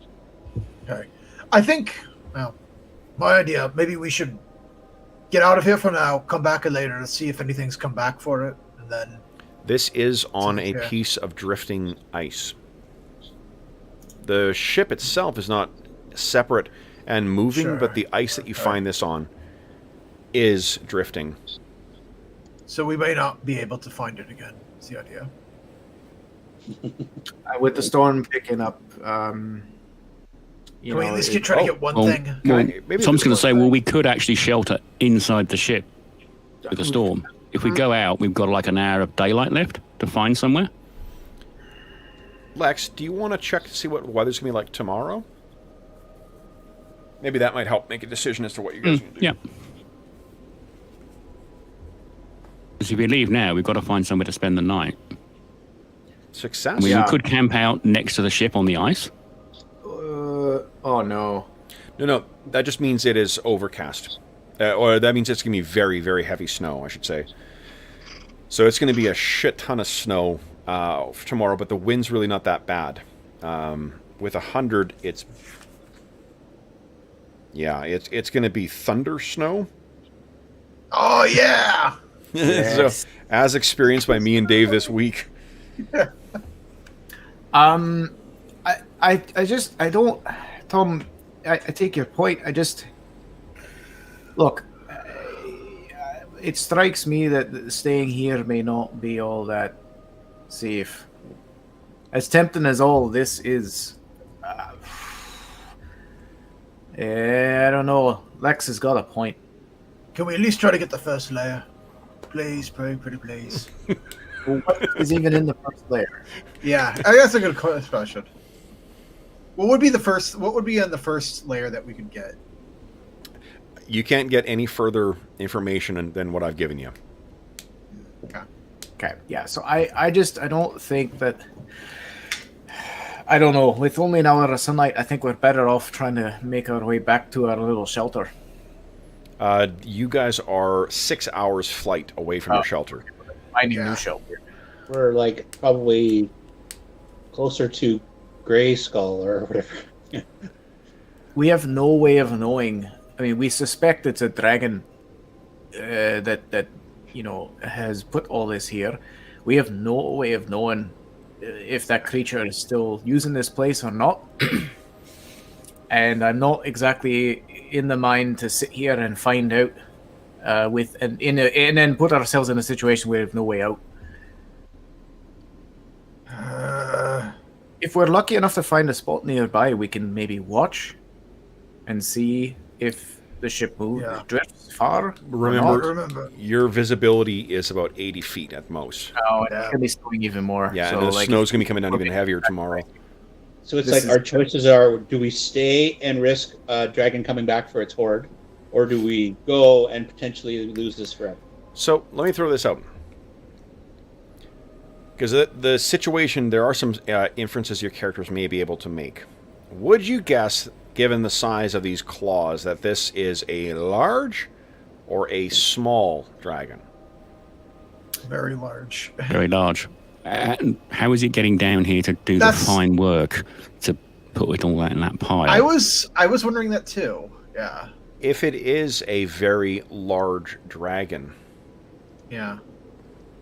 from the legends you've heard of them, would this be the extent of its hoard? No.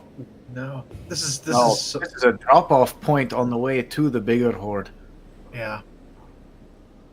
Maybe. But this is also trying to play to our greed as well. The best thing is there's no wrong answers here. Do you guys try and find, a place to camp on an iceberg, or do you guys try and camp in a, abandoned, possibly haunted ship? Could we possibly? Well, never mind. Could we give up and just move to Waterdeep?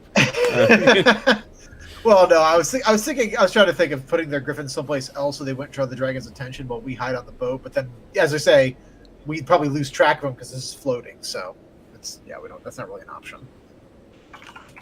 All right. I wouldn't mind trying to at least get the first layer. Oh, Jesus. Oh, if we, we're either staying here for the night or we're not. We'd have to try and fly and find somewhere to live, to camp tonight. I mean, we could split the distance and camp on this piece of ice next to the ship.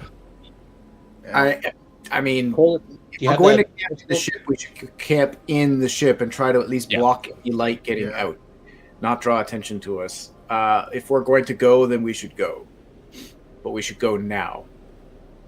Cole, do you have the crystal thing? Has the image of the thing gotten bigger? Because it would if we were closer, right? I'll take a look.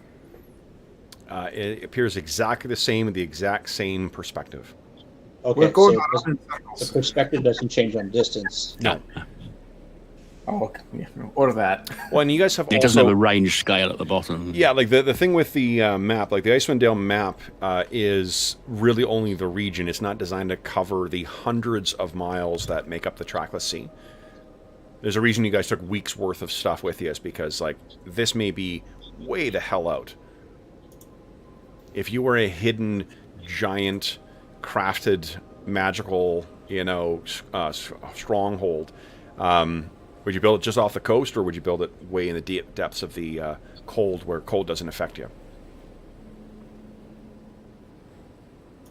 So, what do you guys wish to do tonight, then? You have an hour's worth of time before night falls. Dave has his bison bag, so he's happy. If we're going to leave, can I just at least cast a fireball on it to see if it warms it up a little bit? Just a little bit. Oh, jeez. Tom's going to suggest we stay and camp on the ship. I'm not even a fan of that, but I'm heading back up the stairs. All right. Well, if we're leaving, I'm casting a fireball on it. This is character growth. That a dwarf is able to walk away from any gold at all. We've got bigger fish to fry. Okay, I am casting a fireball on the horde to see if it warms it up. So your character knows what fireball does. Fireball does not warm something up. It's concussive explosive force, and then it's out. Yeah. In later editions, later editions do add in a secondary effect for it. Yeah.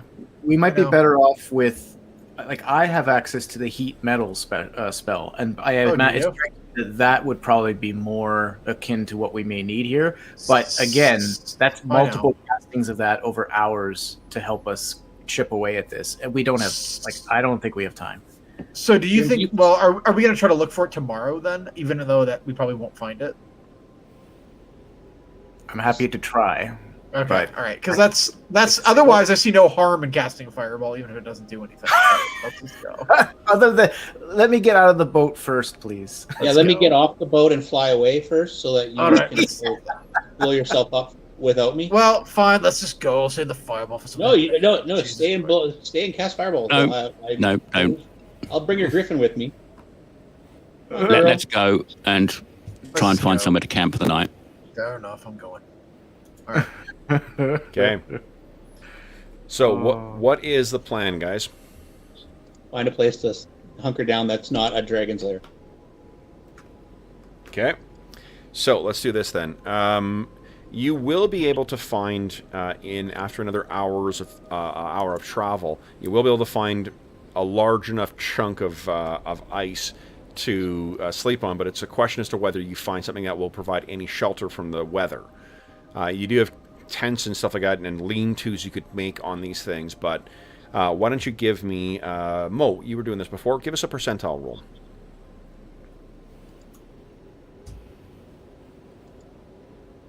Oops. We want to astonish. Can I astonishing fortune that? You cannot, because it's not anything your character is specifically doing. But it's not. There's not a bad thing that happens from 100. An iceberg eats you. It's the iceberg mimic. So you guys are able to find a place. Unfortunately, there's no specific protection from the elements, but fortunately, the wind does seem to be dying down. The snow does not, so you'll be you'll be buried when you wake up in the morning. But you guys will be able to kind of make camp, as it were, on one large chunk of ice. Okay. So let's see if anything happens tomorrow. We know what the weather's going to be like. I'll bring you back to the big map. All right, so I guess the other added complicating factor is that the thing you're sleeping on is also going to drift in the evening. Yeah. For 9-10 hours. Yeah.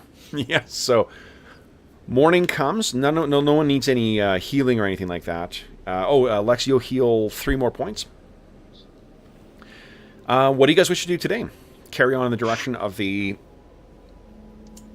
Can we go try to find it again? I don't know. I think we should just carry on to Castle Grimdark. Sorry. Oh, I thought we were going to go... Fine, fair enough. For all you know, we'll find the Dragon's Hoard later, and it'll be a much bigger one. And then we won't, and maybe after we kill the dragon, hopefully, make it much easier to take our good sweet time. Okay. Did we mark off one ration of... the griffins will be able to eat themselves. They'll be able to grab stuff, seals or something like that, to feed on. Okay. So just rations for us and a day of firewood. 4 rations and a day of firewood, yeah. All right. Then the next day, it wakes up, and again, it's heavy snow. What are you guys doing? The direction of Grimskala is obvious from the seeing stone, but you have no idea. Travel on. Travel on, all right. You guys think? Travel on towards Grimskala? All right. So you guys take flight, and it is a long day, but 30 miles you think you managed to cover, and you don't see any appreciable difference in the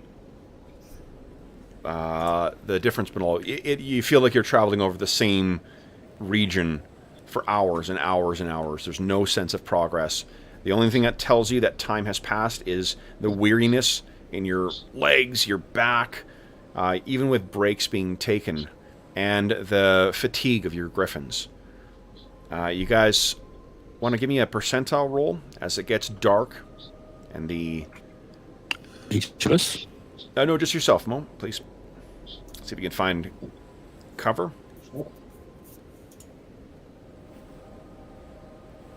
Fortunately, another day in the open. Grim, do you want to check... Or not Grim, Cola. I got you guys all fucked up here now.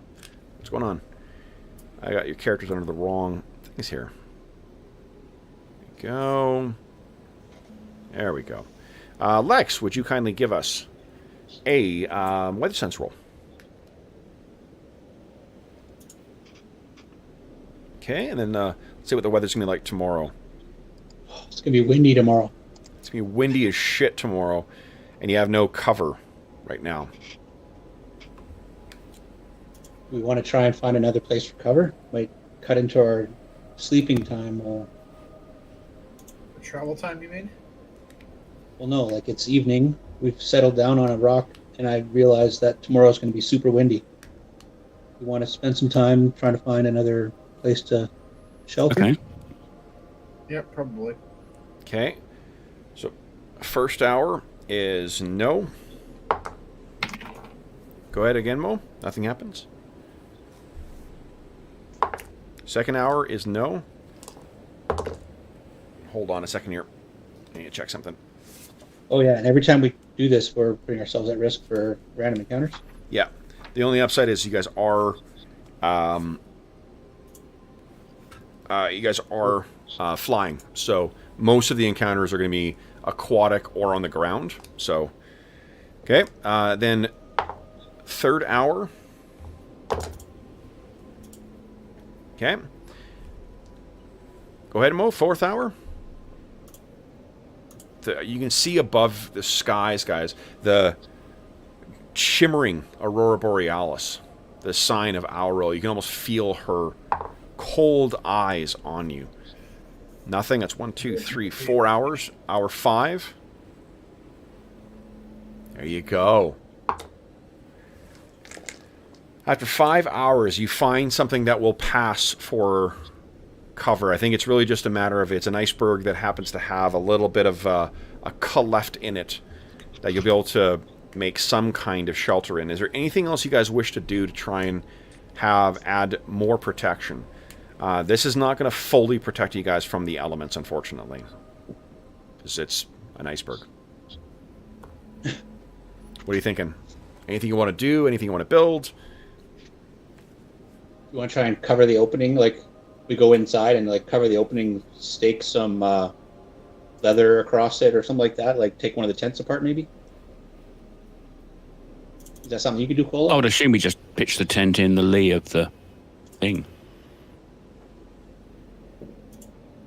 Well, the tent is not going to protect you from the winds that will be coming. And if it gets ripped away, what's your contingency? Something. What do you think? Yeah, I don't know. I don't think that's... My equipment.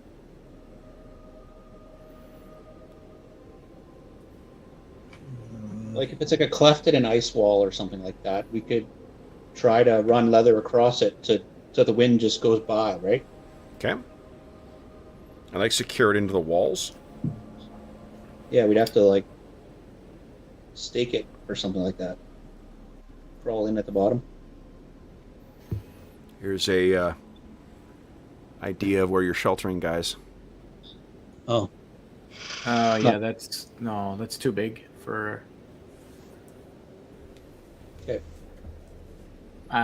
We could dig, try to, like, dig like a trench into the snow and build it up like an igloo. Yeah. Yeah. You most definitely can do that. Does any, actually, Cola, do you have mining? I don't think I have mining. Oh, okay. I have engineering, if that would help. Yeah, absolutely. Yeah, Okay, yeah. Yep. So yeah, I think, guys, if you put your back into it, I think before the worst of the weather comes in, you'll be able to hollow out enough, and then combining that with the idea of putting the tarp up to try and protect yourselves. You're not going to make any checks to weather if you're going to wait out this storm. You guys will be fine. So it's a long night leading up to that, of course. But fortunately, you have the light of the Aurora Borealis the shimmering green above you to light your work. Then would you kind of cross off the... in the calm before the storm, the griffins will be able to eat today, so it's only you guys and one set of firewood. And these glaciers are so big, you don't need to worry about the fire burning through or anything like that. So, then, guys, on the day of the storm, what do you plan on doing? Just waiting it out? I think so. Yeah. Okay.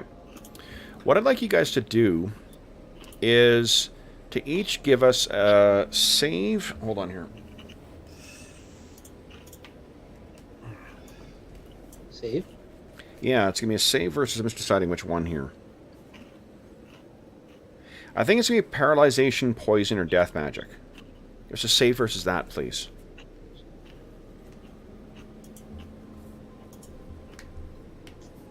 All of us? Everyone, please, yeah. Yeah. Nice, Cola. Uh-oh. Okay. Is it against poison, though? Poison benefit does not help here, no. Okay. Can I Might have spent a astonishing fortune to re-roll that. Yeah, 20, amazing. Yes, absolutely you can. Yep. So can Tom too. Tom failed as well. Okay, I will send on, please. All right. Nice. Yep. Grim succeeds.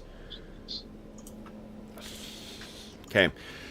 So what I was having you guys save for is the mental toll that this is taking. This is the second day where the weather has turned against you.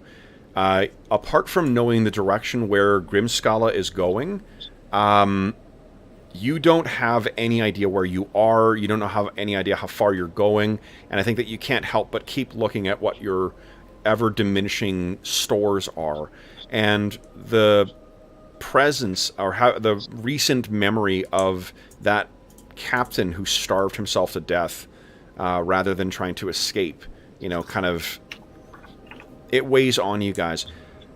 Lex, what I'm going to, because you rolled a nat 20 on it, what I'll let you do is, you can see that Tom is taking this particularly hard.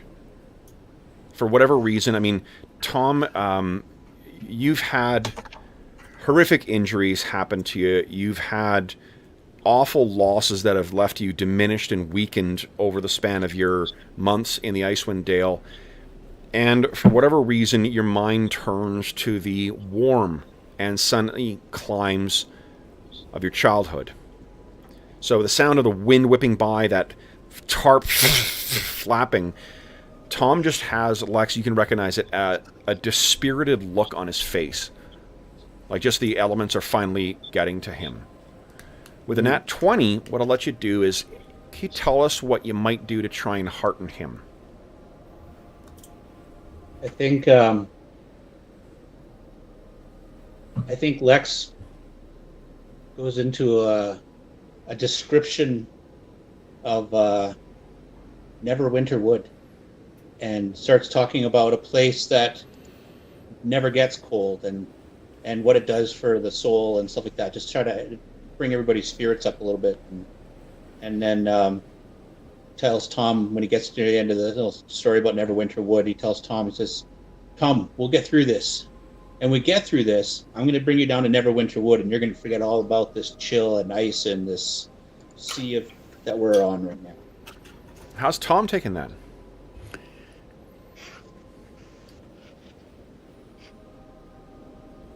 Does that give me another roll? No, I've I mean, asked he you. certainly Hey, Pathfinder sounds like a player. nice idea, but Quit. we're stuck here. Tell us. Yeah. Yeah. Tell us, how does Tom feel about that? Yeah, he probably feels, it's a great idea, but, we're stuck here with the howling wind. How are we going to get there from here? Okay. Unfortunately, it does not seem as if that has stirred Tom's feelings. So, Tom, you are taking -1 to all skill and proficiency checks until you are heartened, and to any attacks. This is the despair of the loneliness in this wide open. You have cinematic environs to thank for that idea. All right.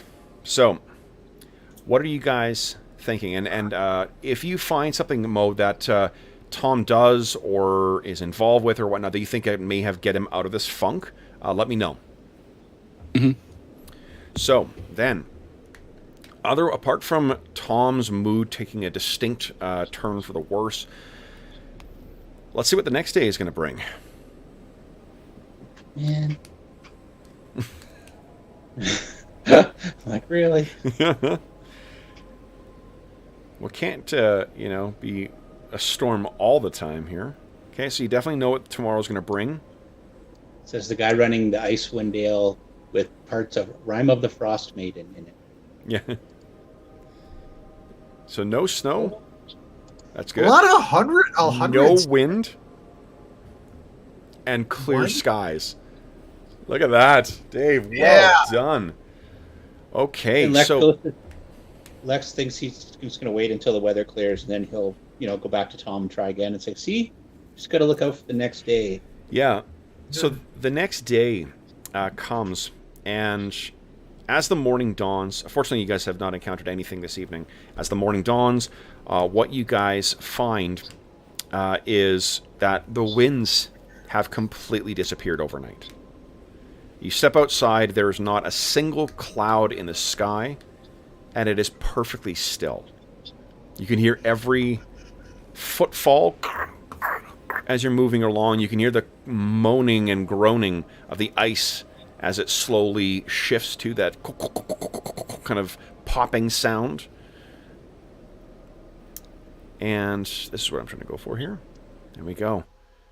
And your griffins each steps out into the beautiful, crisp morning, shakes and stretches out their wings, each cawing and kind of taking to the air just to stretch their cold and frozen muscles. Grimskala is still visible in your seeing stone. What do you guys wish to do?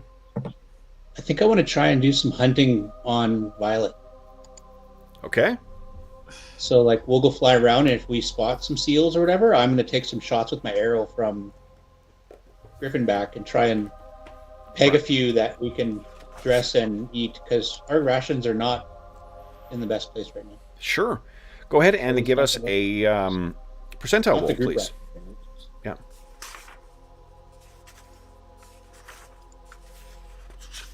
Okay. Let's see here. So you do. Would you now give me a D6 roll, please?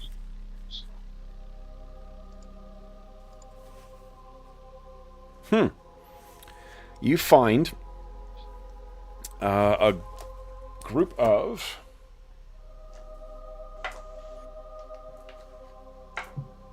3 big, fat seals that are sort of lounging on an iceberg, and they do not seem to have noticed you. So would you give us a D10 roll there, Dave?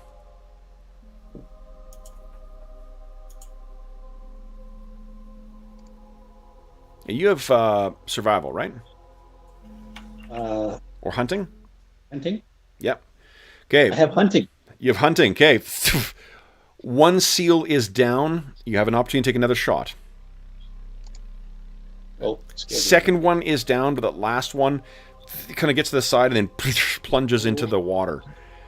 But okay. That is 2 seals that are down. So, bringing them back, medium-sized creatures enough to feed 3 creatures.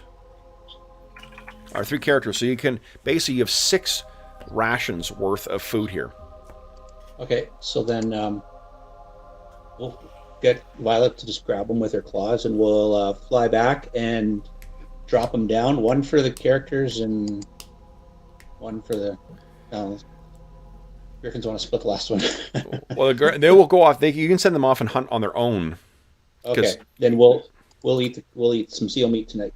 Okay, so then are you guys intending? So that's Lex's travel for the morning. You can quickly clean and dress these things and eat. There'll be enough meat off 1 to feed 3 of you guys, so you can have 2 left over. So you can add 2 to your rations rather than taking it down. And you guys travel another 30 miles today without incident. Ooh. So give us a percentile roll, Mo. See if you can find a place to make camp. Still no indication as to how far you're having to travel, and Tom is still a little dispirited here. Nice, yep. You actually find another, there's a hollowed out, whether it's by wind or erosion or whatever, you find a perfect place to shelter for the evening. And Dave, why don't you check and see what the weather's going to be like tomorrow?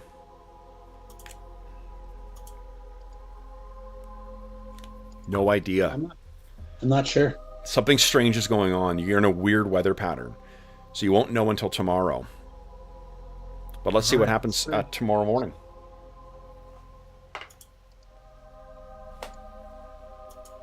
There is snow. There's a shit ton of wind. And there is... Yeah. And so the snow is coming down heavily again today, and the wind is quite bad. You guys can't... You're going to have to camp out again. But fortunately, you have shelter, so it's not like you've had to work all night to get to it. Dave, when you get back, would you mind writing down another... gosh, I guess another... another 10 rations.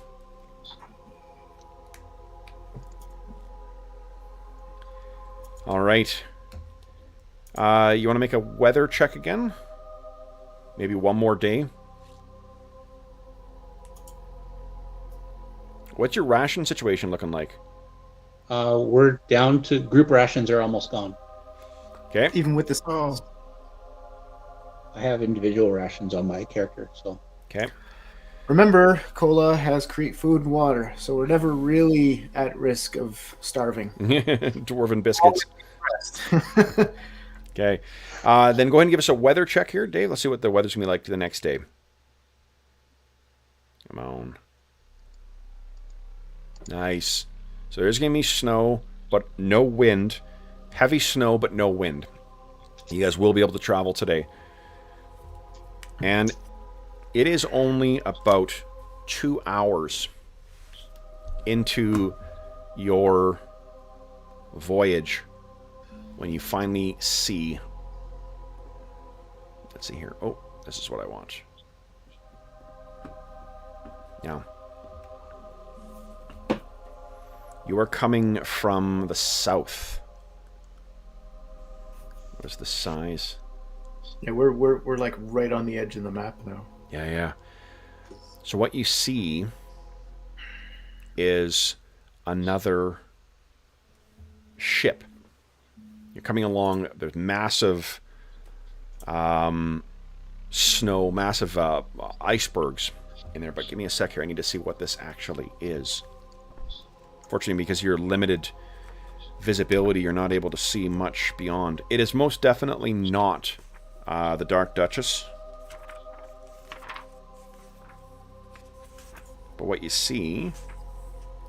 Oh, there's here.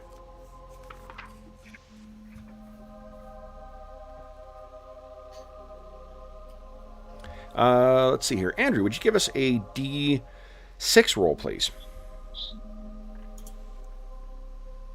Having no idea about whether or not this is good or bad, I am happy with average. Okay. Give me a...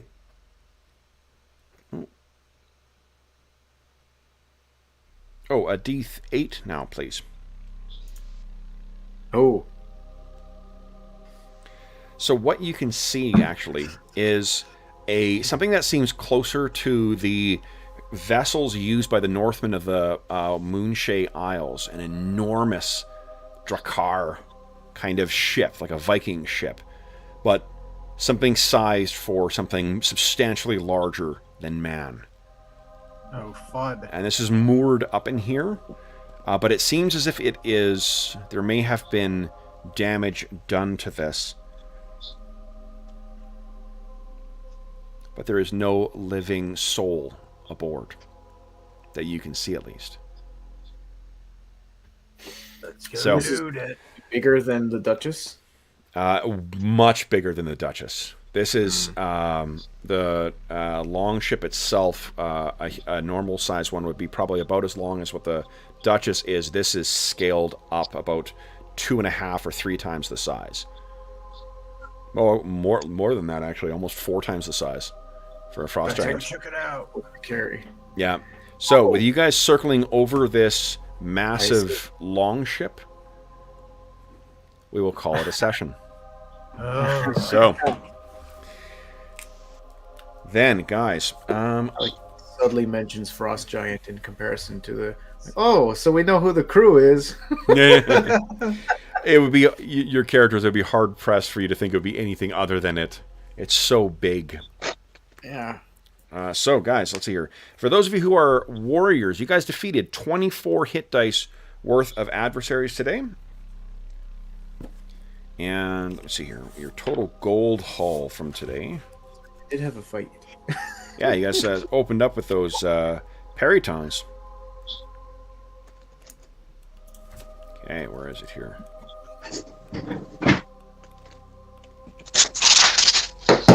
Oop. I hear rings. I hear rings a moving. Okay. So then, what you guys found... and I don't want to tell you guys... is Locate Object a priest spell? I thought it was... I think it might be a... I think it might be both. I'm not sure. I'll look up... I don't even know. I'm just going to pull the Tomb of Magic. I know. I was trying to think if I had a spell that could let me like find that Dark Duchess again, but...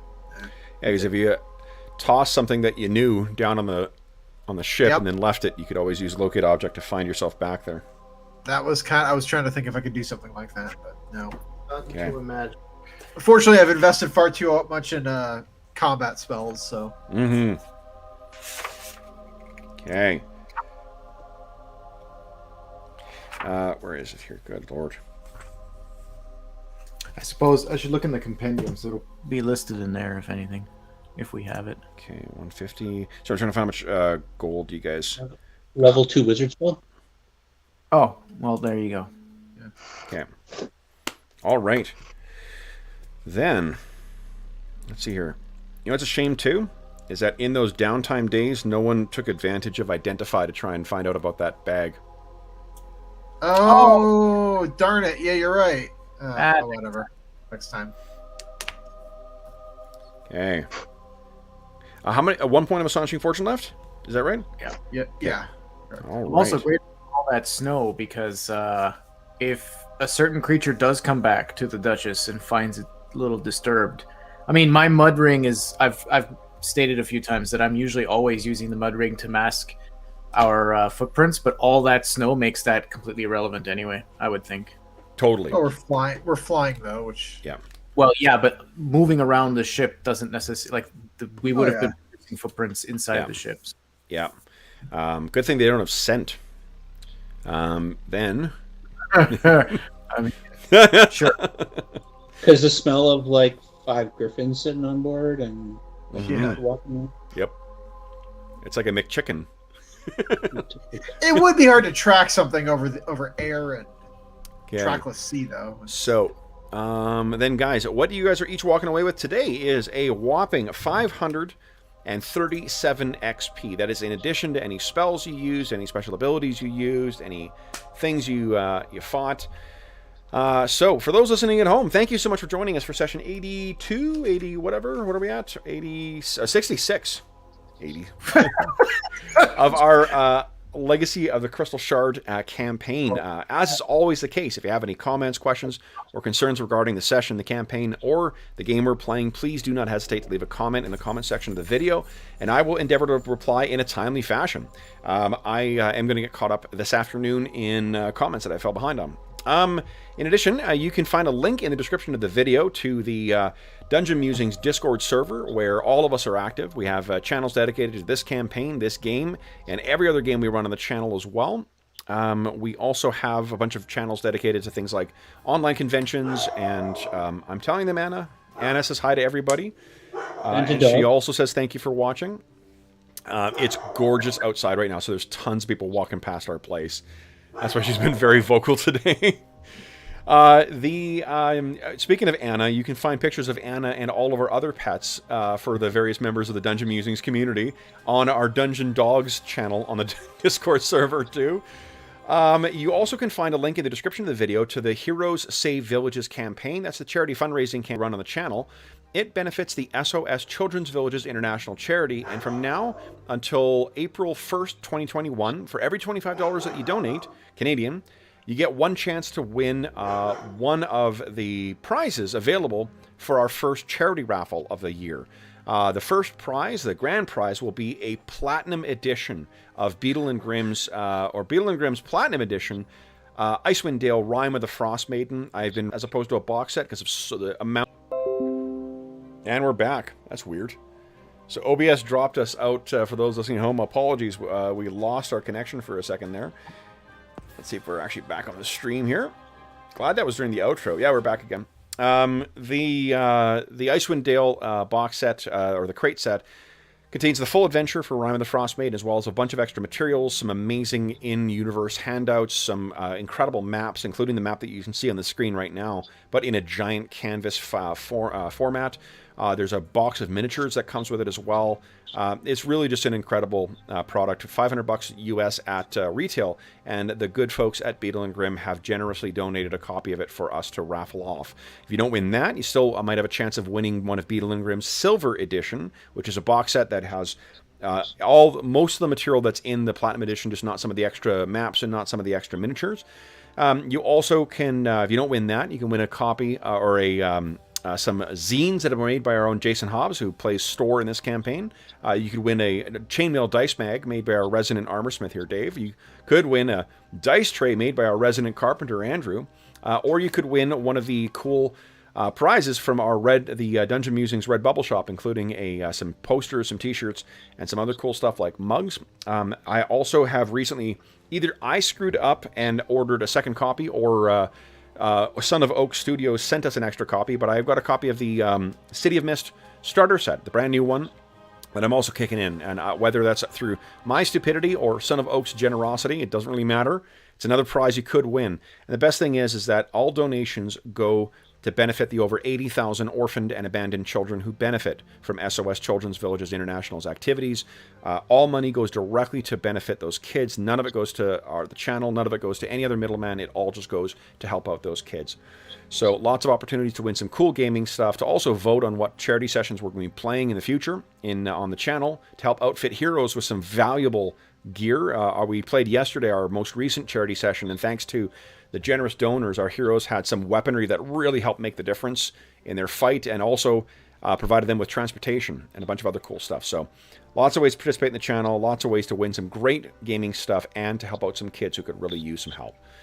Last thing I will say is a big thank you to the players. So Mo, Andrew, Brandon, and Dave, thank you so much for playing today, guys. Congratulations on resisting the siren call of the gold in that ship. Was it haunted? Was it not haunted? Who knows? I am a lot of gold. But like, I've read the Voyage of the Dawn Treader. So with that in mind then, guys, for those listening at home, thank you so much for joining us again. As is always the case, we hope that this finds you, if you're listening to us live or during the current crisis, we hope this finds you healthy, safe, and weathering the current crisis as well as can be expected. We hope that we've given you a few hours to take your mind off of the troubles of our world and think about the troubles that our heroes out on the trackless sea, or the sea of trackless ice, keep getting themselves into. Until we see you again, stay safe, stay healthy, and happy gaming. Bye. See ya.